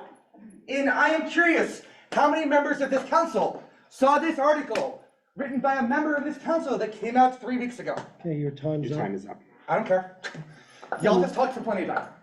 Have we seen this? Did we see this article? All right. I'm going to ask that. And my follow-up is, can we take I was going to ask Maud to read it, but I'm wondering if any of the members of the council who voted for Resolution 248 are willing to read. Is that you're not willing to engage Are willing within to the read rules. Maud's quote. And if this Are we willing continues, to I guess read we're going Maud's to cancel the speaking session for the rest of you who would like to speak. I think But that's what's accepting unfortunate biological about it. reality and making So if kid-friendly anyone else would like accommodations to to support. speak, we're gonna Actually, that's take that. this. Anybody in the audience willing to read it for us? If the speakers will not acknowledge the process, then we're going to have to cancel the I second believe I'm speaking the next on the session. speakers list, is that correct? Are you Megan? I am. Yes, you are. I'm happy to yield my minute and a half to Elena. Thank you. Would somebody in There's the no audience be willing to process by please read? yielding. It's not how it works. If you're not going to follow the process or the rules, then that's it. Sorry, you have to Let me just. find my fix it. copy of Robert's Rules of Order, which I brought along with that. Okay, you know what? I'm sorry, everyone. I'm pretty certain that's correct. I'd like- I'm not gonna skip it, let's just read it. It's a minute and a half. You're already going over, it's been about 3 minutes period of time. Kid-friendly accommodations to support all students Yeah, I'd like- is not what the trans ID logs and their political allies really want. All right, we're They gonna want their move on. ideology to win. A trans-identifying young teacher. Call the next speaker. Okay, the next, well, that's. The next speaker, Megan Madison. Megan, you can speak if you want, if not. As a white, queer, neurodivergent, non-binary trans woman and teacher, and real love with You know, it's really just so, you know what, I'm sorry, I apologize to every other person who signed up. Sorry, we're not gonna engage in the rest of the speaking session. Also, they're ambushing the meeting. Am I a woman? They're ambushing the meeting. So. Sylvan graciously responded, "You look like a woman to me." So it seems to me like Len was willing to answer questions last week, To make even if he's a not this week. motion to suspend these public speaking sessions. Teacher retorted, I "Am I a biological second woman?" the motion. The answer, Due of course, to- is no, due to a disruption. and will always be no. Given the political pressures involved with saying so, Sylvan departed. So I ask the council again, is this harassment? Yes. Anyone Thank you very second much. motion? I ask the council again, should only kids be suspended Okay, who so harass there's a someone? motion on the floor, it's been seconded. All in favor of suspending the second public speaking session due to the disruptions that are being presented? Again. There is absolutely nothing in any That is- rule of it's law. You're making a mockery of this Permits proceeding. you to make a motion to There's a suspend motion, public yes, there is. speaking, Len, and Yes, you there know is. that. This You is know they're upsetting you, I public- get it, Security or. but no. We don't have a Harassment, police officer please, bring it on. to. You cannot cancel public speaking session on a whim or It's even. not a on- whim, there's a disruption and we Yeah, can I adjourn the saw that meeting. on- Someone is standing right in front of you. Someone's standing right in front of the And president. it was It's disrespectful. It really is It really is just disrespectful. disrespectful, and the fact that you would condone this kind of behavior is What I'm even not worse. condoning is the way that this So, council is. actually, I'll make a motion to adjourn the For meeting. somebody who knows Let's make a hijacks the motion to meeting adjourn We the go meeting. through Motion laws to that we need adjourn to the learn meeting. as You're CEC not members, letting that it anyone needs else to be speak. 2 minutes, there's things that we follow. He's now been So 2 minutes, speaking not for an almost hour. 5 minutes. So A 2 motion minutes, to not an adjourn the Under the, meeting. under the bylaws, we could reduce it if there's a number of people, because we have to be out, Don't cancel the meeting. we have to Don't be, cancel we the have to be meeting. out of here. We get thrown out by Cancel the 10. meeting. Cancel by 10. Don't cancel the meeting. So. Don't cancel the meeting. Don't cancel the meeting. We get thrown out here at certain times, not up to us. Can we follow the Don't cancel the meeting. And next speaker. Okay, thank you. It's Megan Madison. Megan, we're still gonna give you your minute and a half. Please respect the time. Thank you. Building off the previous conversation around class size, I wanna say as a classroom teacher, implementation is messy, always. The DOE is always coming in and telling you you have to do something that's changing everything, and it is very messy. It is worth it for the things that we need, and it's not worth it for the things that we don't need. So when I was in the classroom, had someone said, we need to figure out a bunch of stuff and it's gonna be complicated because we're reducing your class size, I would have said, yes, it's worth it. If I was in the DOE classroom right now, and someone came in and said you have to use a corporate scripted curriculum, like creative curriculum, which is happening right now, which is a decision that Mayor Adams and Chancellor Banks are supporting, I would be very upset, which the preschool teachers of our community are very upset about that. I also want to say, thank you for sharing your story. I'm very sorry about what's happening with your kid, and I want to help if I can. When our kids are the target of bullying at school, we worry for their safety, as we should. All kids deserve to feel safe and loved for who they are, exactly as they are. And I also want to say, as an early childhood educator, I know that unfortunately, punitive disciplinary strategies don't work, and they often make problems worse. One example, in the pre-pandemic days, I got 2 calls in one day. One call was from a fancy private school north of the city. A black girl was being harassed by a white boy, both of them We sick, start to wrap it up, after years. please. Sorry, it's really hard to think when you're being interrupted, particularly by me. Yes, I agree 100%, and that's what's happening at this meeting, so we're gonna give you a little more time, but if you could And please. I said please, that's why I interrupted you the second time. I shouldn't have said please, I apologize. What I want to say, with the little bit of time we have left, is that we live in the richest city in the world, in the history of the planet. That means there's enough money to invest in the things that we say matter, not just make statements. So what I want you all, as elected representatives, to carry to the people who hold the actual power in the decision-making, Chancellor Banks and the mayor who appointed him and appoints the majority of the members of the PEP, is that we need more than statements in support of trans Could you kids. please wrap it up? We need real investments in the programs and initiatives that trans kids and all of our kids need. We need restorative justice, we need school counselors, we need teacher training, we need improved teacher salaries, Okay, we we're need trying to be high-quality respectful again, anti-bias please. education starting early, and we need smaller class sizes. Thank you. I want to remind him that we're getting thrown out at a certain time. Yeah, just so we'll still have time. Yeah, but I just want to make sure. Greg McKenzie, I don't know if I'm. Grace, you're Grace. Sorry, it's the handwriting. It's not an enviable It's job the to have to call handwriting. in The and handwriting. I can't tell, sorry. Okay, so I already expressed a lot of anger in my first thing. I just want to level with you guys because I'm assuming that the majority of the 8 people who voted in favor of that motion are ignorant and not malicious. I know there are some people on this council who are otherwise. I just want to explain what it's like to be a trans woman athlete because I'm obviously this boogeyman that you guys are all afraid of. So I got recruited to rugby after I transitioned a year and a half out from a lesbian bar in San Francisco.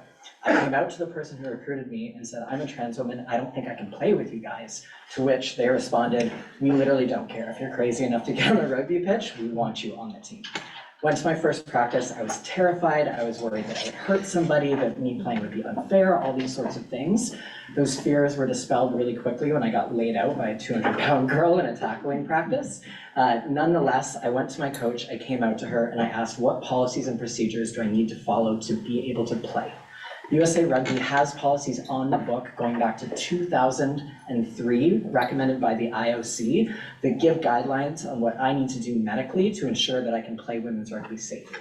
I have to maintain my testosterone below 10 nanomoles per liter for at least a year before I'm eligible to play, and then be able to prove that that level is below there every 3 months with hormone panels, which I have done for the entire time that I've played rugby. I have never once had an issue with my teammates. I've played on 3 separate teams in the Bay Area and here in New York. Any opponents, a referee, any administrators about my participation in women's rugby, because the sport is very inclusive. It's queer. We welcome all body shapes and sizes. I am not a threat to other people in the field. I am not taking advantage or taking opportunities away from people. I am not making the game unfair. If I was, my team would be winning national championships every single year. That's just not happening. If I lost access to rugby, my life would be considerably worse. My mental health would be considerably worse. I wake up every day and read headlines that make me afraid that that's going to happen, and that you're doing this for kids who most likely have not even gone through puberty is just ridiculous.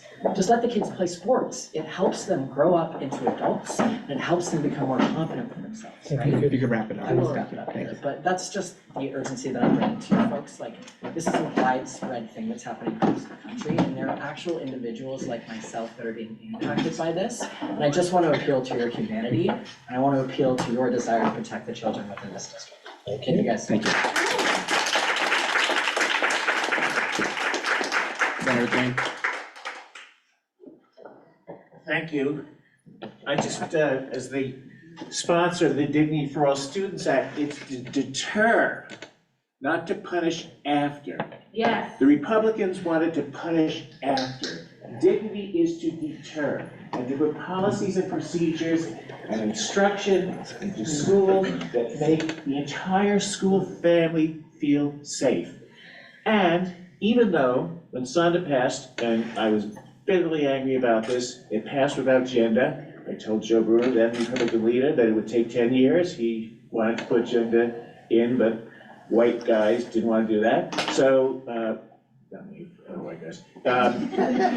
It took 20 years. However, because everyone was terrified because it said gender identity expression, Dignity for All Students passed. There were going to be 2 votes in opposition from Republicans, and it was inclusive of gender identity and expression. It is against the law to not allow children to play sports with whoever they feel most comfortable playing sports with. We're talking about children. They should even probably all be playing together on the same team. I'm not saying you should do that, but I'm just saying. I played baseball, football, basketball, every weekend of my life was sports. And I jumped rope too. Was I the best jump roper because I'm a man? No, I wasn't. I was like, not that great, but not that bad. It's great for people to, for children to learn about how they can be so many things. I honestly have to say, I've been hearing such a lack of political will here. Like, oh, you can't do this and this is possible. You can't. No. Things are possible. I got Dignity passed overwhelmingly with gender identity expression. It is illegal. By the way, how many of you even spoke to a trans person or someone before you passed this resolution? The American Psychiatric Association, the AMA, the psychologists, you name them, everybody says that it is absolutely healthy and appropriate for children to play on the team with the children with whom they feel most comfortable. Thank you. Sorry. Just out of respect, just before we go on, could you just tell everybody who you are? Because not everybody may know who I'm you an are. avid Just so you citizen, know. however, Well, I what you've used to done, be who a New you York State Senator. Right, just so and a people- New York City Councilman. retired. 7 years in council, 14 years. Who's familiar with the concept of purgatory? 14 years in Albany, and Yeah, I don't know. Dignity was my bill, but hate crimes and Sonda and many other bills, second chances for survivors of sex trafficking and my favorite is 2 unrelated adults who adopt a child. Thank you. Okay, thank you. Thank you, Senator. Thank you, Senator. So just that's an Nice to see you. announcement for all of you. 2 unrelated adults didn't get married or civil unions or domestic partnerships can agree that they will be responsible for this child for the rest of that child's life. Thank you. Life in perpetuity, it gets more kids out of the force. Thanks. So we no longer than 2 minutes when we're not talking, when we're not a senator? I think if you're a cis man, you get to talk for as long as you want to, and no one interrupts you. I'm a pushy, politician. Oh, we appreciate you, we're objecting to their Next week, Chase, I love Star, this. please. I thought all the time they took interrupting you, you could have finished what you wanted to say. We're running out of Okay. time, just so you know, that we lose these premises by 10. So if people do want to have a discussion, we're running out of time. Is it a Chase? discussion if you're not allowed to answer questions? Rescind the resolution, just rescind it. Chase? I just, Say I'm sorry.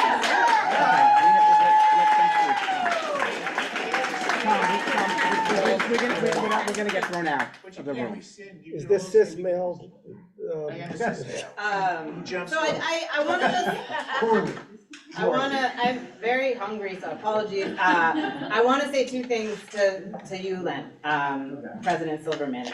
You said that you voted in favor of 248, you alluded to it because of transparency, and I wanna reiterate something I said last week, which is, we don't do civil rights by committee. We don't have everyone's view on whether or not people can participate in legally mandated, required civil rights. This week, the Fourth Circuit Court of Appeals held that excluding trans girls from girls' teams violates Title IX, full stop, end of story. We don't even have to have this conversation as a matter of law. And then you said you don't take things personally, and that's great for you. But the kids who are listening, who are 5, who are 11, do take it personally because they still don't know who they are. Yeah. It matters what we say as adults. It matters what we say when we're in positions of power. The law requires this. At the end of the day, I'm not showing up because I believe that this council has any power over this matter. I'm showing up because the words that you use matter to the young people who hear them. And I'm standing here today and I am alive because I didn't see anyone like myself, but I also didn't hear this shit either. And so I am gonna make sure that we see you on May 2nd, and the meeting after that, and the meeting after that. You will not forget my face, and it's detracting from the work that I do nationally, but this is my district. So I'll see you next time.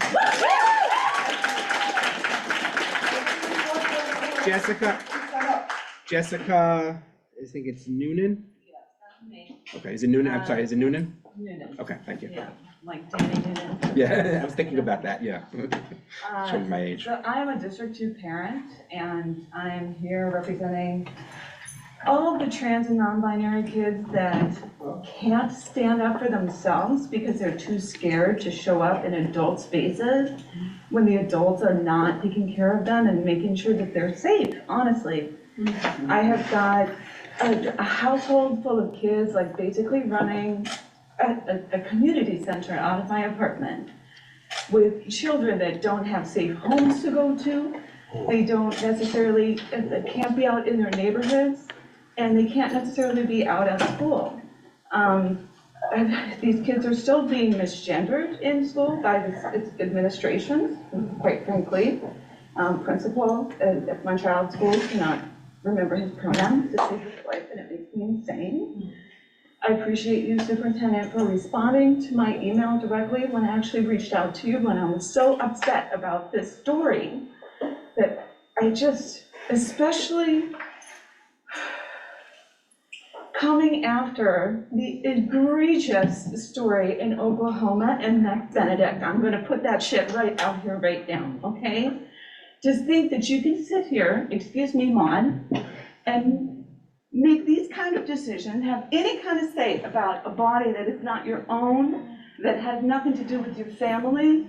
It's absolutely, it's making me insane. I'm really tired. I'm tired as a parent. I'm tired of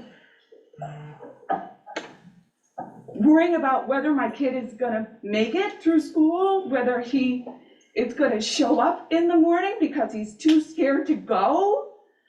My kid is one of those children, one of 5 or 7 kids that you claim has a safety transfer, right? I'm terrified every day. I'm terrified for his mental health state.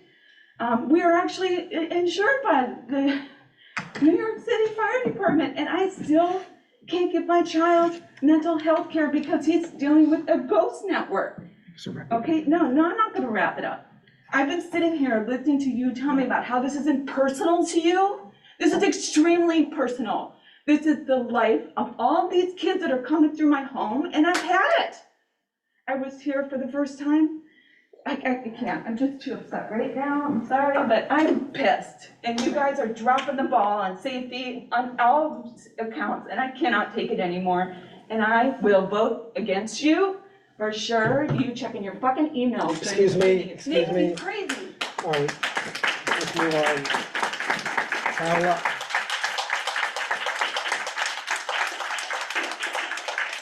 I think it's Mendoza. Yeah, I'm gonna switch with Reshma, she has to leave for babysitter, so I. Go ahead. Reshma, go ahead. Hi, I'm Reshma Sajani. I'm a District 2 parent. I'm also the founder of an organization called Girls Who Code.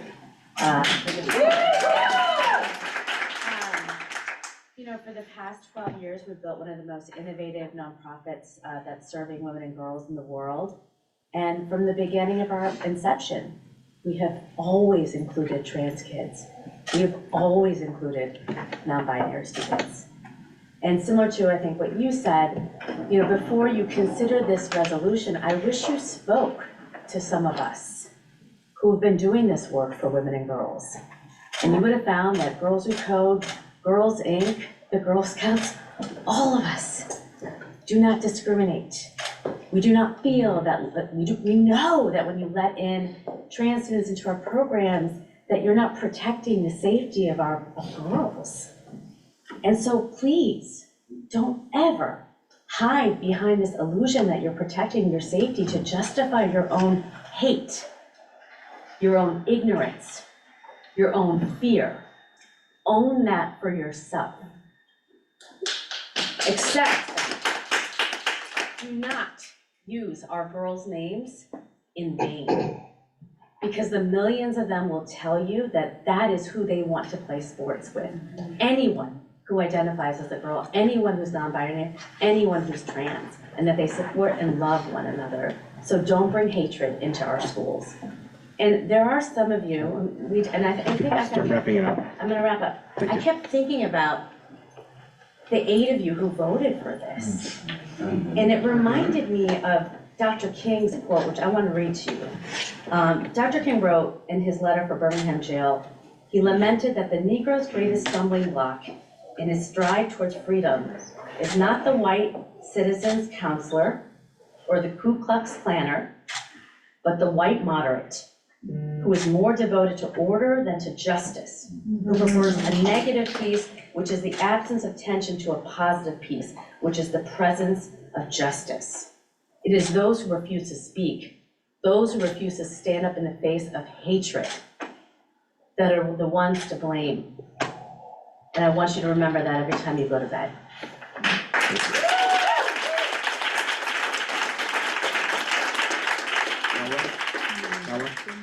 Yeah, wanna go? We'll just bring you to the beginning of the queue. My name is Paola Mendoza, and I'm a parent of a public city school child. I actually don't want to spend any of my time talking to the council. I want to spend my time talking to you all, because, and to anyone that's listening, the people here that are not with us will not be here next year.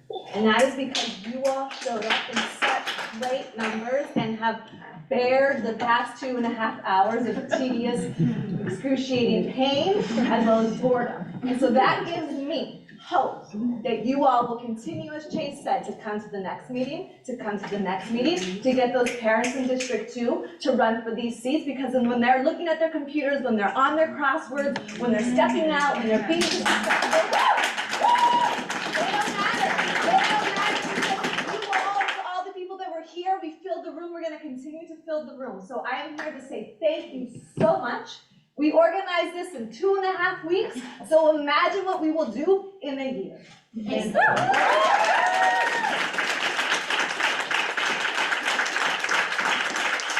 Thank you. Thank you. Liv Reisner? I'm good, we'll end on that. We'll see you next month in every meeting after that. Meredith Shepherd? Well, I'm gonna go fast because Paola said most of it, but I just wanna say that I looked up the CEC requirements and all while we were sitting here, and I'm just actually genuinely confused because it's called community. You said advocate for students' needs. I think you should reflect and look in yourself why you were not doing crossword puzzles, and you wouldn't the moment in the meeting that was community. When the community was speaking, you left, you were playing crossword puzzle. I think you should reflect on yourself, what you're doing on a community committee when you can't give the community the proper respect. The next person is Kim Watson Benjamin. Is she? That's you, okay. Hi, how are you? I'm not sure. I'm just trying to get, hi, everyone. Hi. My name is Kim Watson Benjamin. I'm from the Public Advocate's Office, and I'm the LGBT and Health Coordinator for Housing Equity and Safety and Justice. However, I'm not gonna say much, but I just came to support anyone that is LGBT or TGNC and B, non-binary. I know we heard about the District 2 and the passing of the red zone and stuff like that. And I think that one of the things I just want to leave with you guys, and we had to put out a statement that this resolution is rooted only in hate. Yeah, can members please, I don't know what, I honestly don't know what people are trying to do. I'm sorry, no, we'll listen to you, we'll listen to you, but if members are.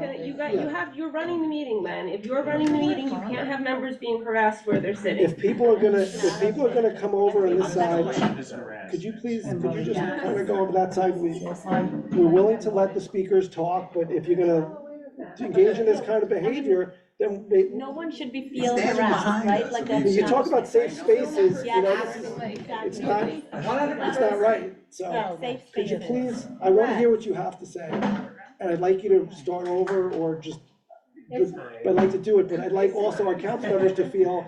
Safe. And I'd like the community to feel safe too. It goes both ways, Len. Charles, would you like to? I'm so sorry, I've never been to a district meeting in this capacity. And there's a lot of back and forth. I've never been here. This is so new to me. However, I think that this resolution is rooted only in hate and seeks a lot of headlines without regard for the pain and the cause of all students. It supports and seeks to embody transphobia, to exclude and isolate, and traumatize young people in need of support of themselves. So we stand firm to protect trans kids. And why I say that, I'm also a mother of a 14-year-old, and she got just transferred from another school because she identifies as pansexual. And it is so hurtful. And we're not talking about color, we're not talking about racism, we're not talking about ageism or anything of that nature. We're talking about human beings at the end of the day and saying who should play. We should not even care what our children are doing when it comes to the sports, but also amplify them so that they can be successful in whatever they want to do. I think most of all, this is only coming from adults, and this is not coming from the kids. Because there's no children here, there's no teens here to even speak up for themselves. So this is coming from the adults. And that's all I wanted to say. And I hope that y'all be successful in whatever you do as you move forward. Because I see this as a real good fight. And we will move forward with this. I promise. I didn't come here to speak. I came here to support this young lady that I met a couple of weeks ago, and whoever is trans and non-binary in the room. So I'm not here to barge you, I'm not here a black, I'm on the neutral side. Thank you so much. Thank you.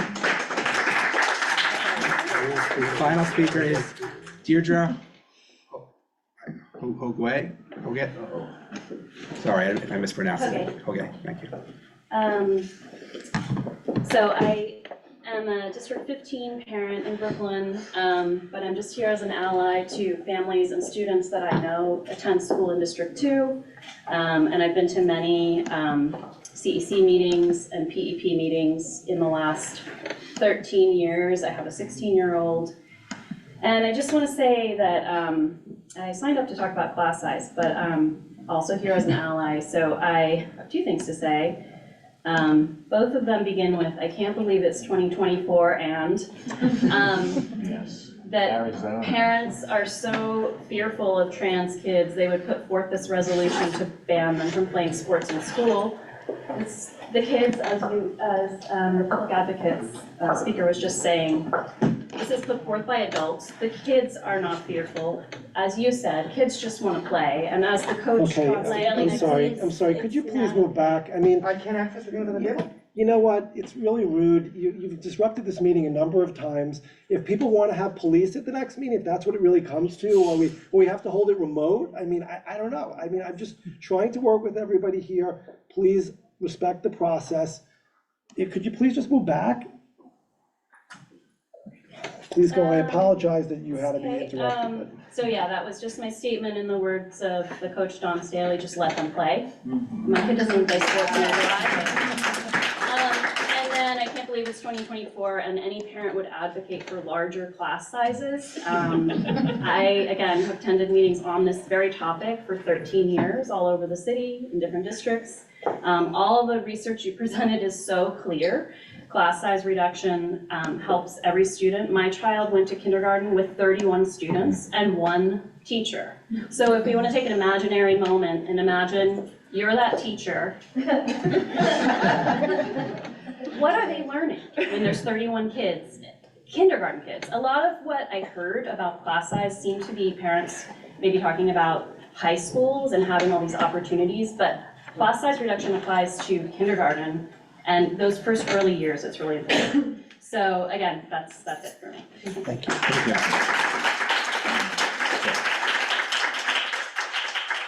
The next item on our agenda is approval of the minutes. We got a little bit of debate on this. I gave up, so it's whatever she has. Oh, I'm sorry. Oh, I apologize. Voting on resolutions. All right, so I would like to make a motion to approve resolution number 249 entitled Resolution in Support of Sustaining Key Education Programs Funded with Expiring Federal COVID-19 Relief. Second. Okay, can we take a vote? Second. Real quick, there was actually another sign-up sheet. Wait. Is there another one? Signage? Yeah. I signed up on a different sheet, other people signed up. Oh, this is the sign. What's your name? Danielle. Not on here, but okay.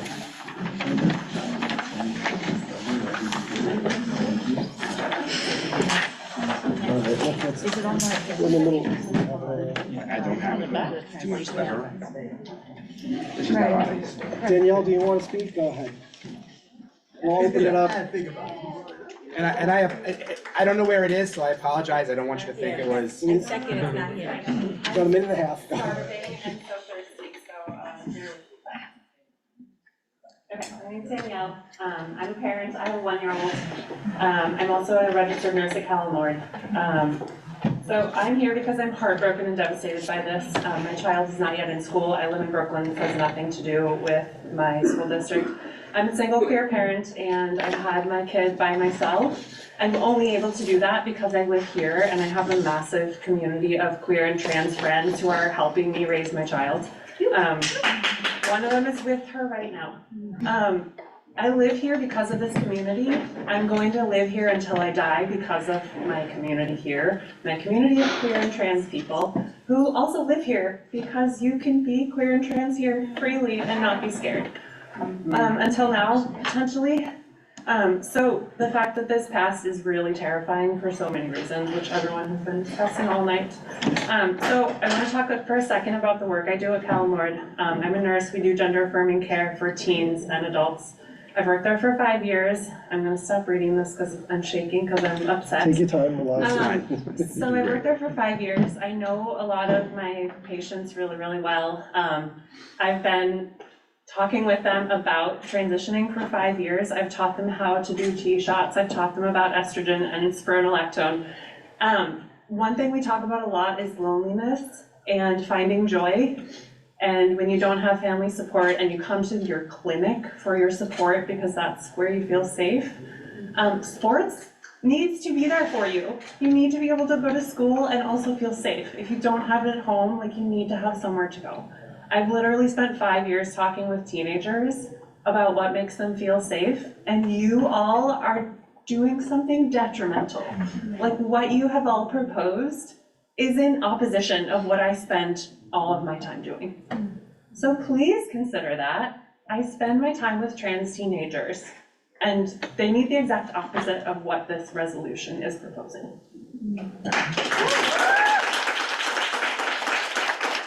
After the vote, Frank, can you call the vote on resolution number 249?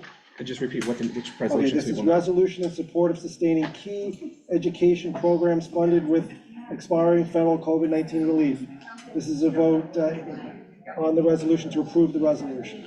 Tree Bumper, aye? Yes. Allison Bowen? No. Allison Bowen, no. Daniela Egorov? No. Daniela Egorov, no. Gavin Healy? Yes.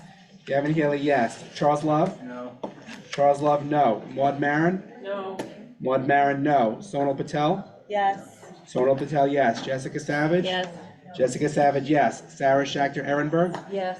Sarah Schechter Ehrenberg, yes. Sabina's out. Leonard Silverman? Yes. Leonard Silverman, yes. Craig Slutskin is a yes. It passes 7-4-0. I would like to make a motion to approve resolution 250, entitled Resolution Calling for the Implementation of Daylighting Provisions at Intersections in New York City. Councilmember Love seconds the motion. Could you call the vote? Tree Bumper, aye? Daylighting. This is resolution number 250. You seconded. Allison Bowen? Yes. Allison Bowen, yes. Daniela Egorov? Yes. Daniela Egorov, yes. Gavin Healy? Yes. Gavin Healy, yes. Charles Love? Yes. Charles Love, yes. Maud Maron? Yes. Maud Maron, yes. Sonal Patel? Yes. Sonal Patel, yes. Jessica Savage? Yes. Jessica Savage, yes. Sarah Schechter Ehrenberg? Yes. Sarah Schechter Ehrenberg, yes. Leonard Silverman? Yes. Leonard Silverman, yes. And Craig Slutskin is a yes. Passes 11-0-0. Thank you, So we can everybody. all agree on something. Resolution number 251, I'd like to make a motion to approve resolution 251, entitled Resolution Calling for the State Legislature to amend the class size law. Does anyone second the motion? Daniela. Second. Tree Bumper, aye? Call for a vote? She's like, what is this? 251, Yes. plus five, Yes. plus five. Yes. Tree Bumper, aye, yes. Allison Bowen? Yes. Allison Bowen, yes. Daniela Egorov? Yes. Daniela Egorov, yes. Gavin Healy? No. Gavin Healy, no. Charles Love? Yes. Charles Love, yes. Maud Maron? Yes. Maud Maron, yes. Sonal Patel? No. Sonal Patel, no. Jessica Savage? No. Jessica Savage, no. Sarah Schechter Ehrenberg? No. Sarah Schechter Ehrenberg, no. Sabina's out. Leonard Silverman? Yes. Leonard Silverman, yes. Craig Slutskin, yes. Passes 7-4-0. Okay. And all of these resolutions that are passed, including resolutions that were passed last month, you can actually read the resolutions. They're on our website. And these resolutions will be posted probably in the next couple days. Next item on the agenda is approval of minutes. Does anyone have any comments on the minutes? I make a motion to approve the minutes. I'll second. Guys, we're voting on, all in favor of approving the minutes? Yes. Oh, wait, I was here. It says absent, I'm last. No, at the beginning it does. It says Yes, that you okay, came okay, in. great. It says you come in. Yes, perfect. Okay, anyone, all right. All in favor? Aye. Any opposed? Any abstentions? Motion passes, I presume it's unanimous. Next item on the agenda is new business. Does anyone have any new business they'd like to discuss? Okay. I motion to adjourn the meeting. All in favor?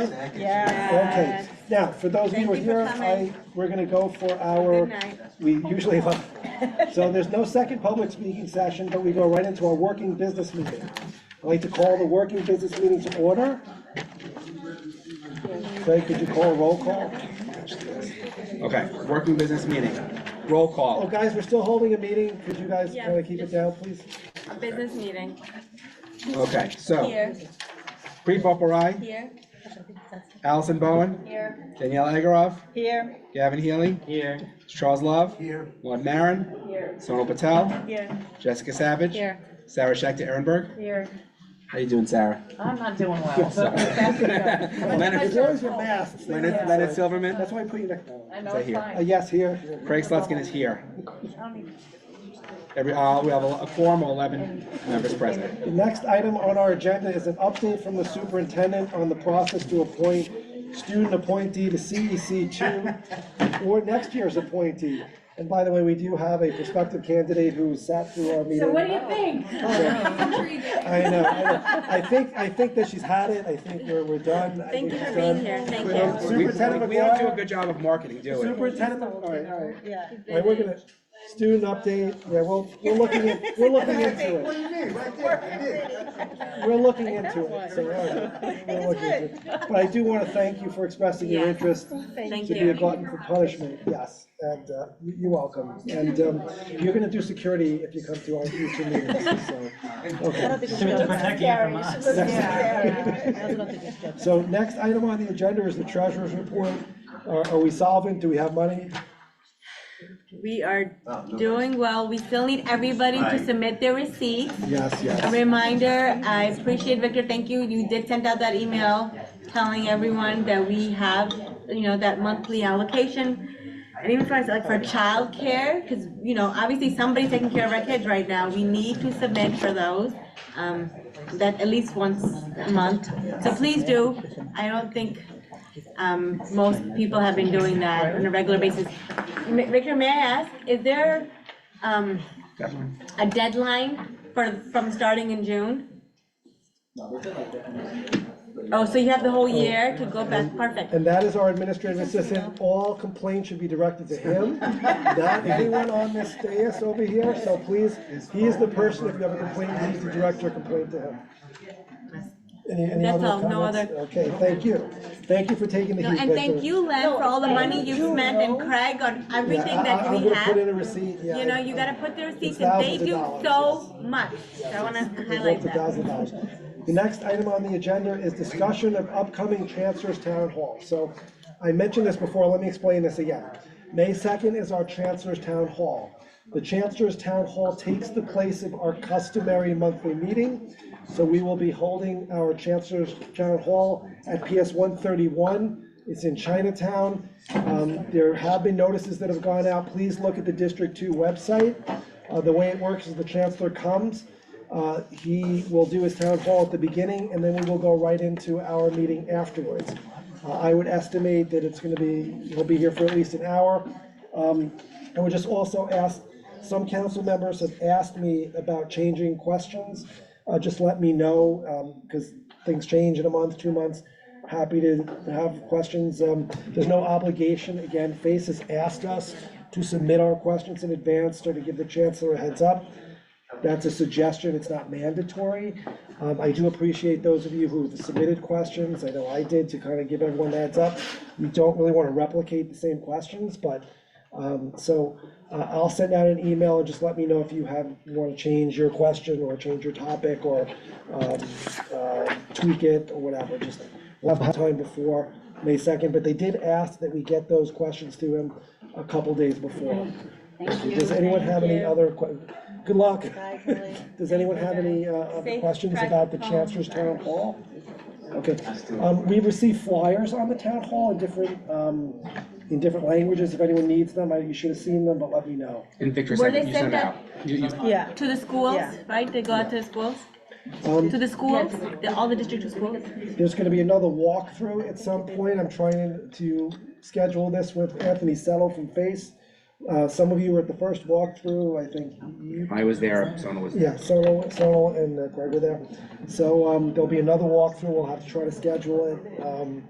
But it's gonna be the same location, and for those of you who don't know, we kind of discussed the logistics and how it's gonna work. So anyone who wants to attend the walkthrough, just give me a heads up, so we'll wait for you, but it hasn't been scheduled yet. Any other questions? Okay, moving right along. School liaison updates. Anyone have any updates on the liaison schools? Okay. Further committee updates. Any further committee updates? All right. Any new business? Oh, sure. So after our meeting last month, the next day there was a Twitter announcement came out on the CECD2 Twitter that said there are inaccurate media articles about our meeting in respect of Resolution 248. And, in the past, we've asked to make an announcement about something. We asked to make an announcement about, against the Moms for Liberty Town Hall. And we were told, we brought it to the council and we talked about it. And, you said no. But I think that if we're gonna make an announcement as a council, I mean, of course, any of you can make an announcement on your own social media about whatever, it is you want. But if we're gonna make an announcement as a council, that needs to go before the council. And if we're gonna talk about there are inaccurate media articles, like, I wanna know, what are these articles you're referring to? Are there specific articles? Well, then bring them to the council and let's discuss them. But that's a resource that belongs to the council. It doesn't belong to you, it doesn't belong to the secretary, it's a council resource, so we need to discuss it as a council. Okay, I have no idea what you're talking about, number one. Maybe Craig Number knows. two, I am not responsible for the Twitter, I don't even know how to get in. Well, I've never who is posted it. responsible? I am responsible. Okay, so Okay. then, I mean, Danielle. Okay, You so know so better. so Daniela, you have a Twitter, You you know can do better it. than that. You know better, And you I know do better. on my Twitter, I gave more, but there were reports that were actually inaccurate, and I just That's linked an opinion. to That's the an opinion. resolution. That is not a No, CEC that's not an position. opinion, there are That is not facts a and there are opinions. CEC2 I agree, position. but I was just trying to Leave the link to council the alone. Leave the resolution. council. This is not your private club. This Okay, this I is a don't think- this is a public body, and bring it to the body, Thank okay? you. Thank you, Yes. thank you, Daniel. I think, I appreciate point taken, point understood. We can discuss that. And I'd appreciate it if you had everybody follow Robert's rules. I don't like everybody talking over each other. Can I just ask real quickly, is there like some sort of formal thing, like, there's roles on the council? Yes. So if we have decided, like, are you the Since communications the last, person? no, since the last term, we have decided that the vice president was gonna do the Twitter, and Greg has I been do doing a Facebook. great job, yes. But Facebook, and I don't know if you're on the Facebook page, but it's, I have access to the Facebook. yeah, but I don't know if you've ever yes. seen it, but it's the meetings. Yeah, it's just. I don't really Yes. do anything else. Thank you for letting us know. Okay, any other issues? And we don't have Instagram. I mean, we Okay. do, I don't know that we do. On a personal note, I am happy to talk to any members that are still here if they have any questions. We are gonna be forced to leave at 10. I will not stay if I'm gonna be harassed, but I am happy to talk to people who are still here. So, any new business anyone would like to discuss? Motion to adjourn our working business April 2024 meeting. All in favor? All right, thank you all for coming.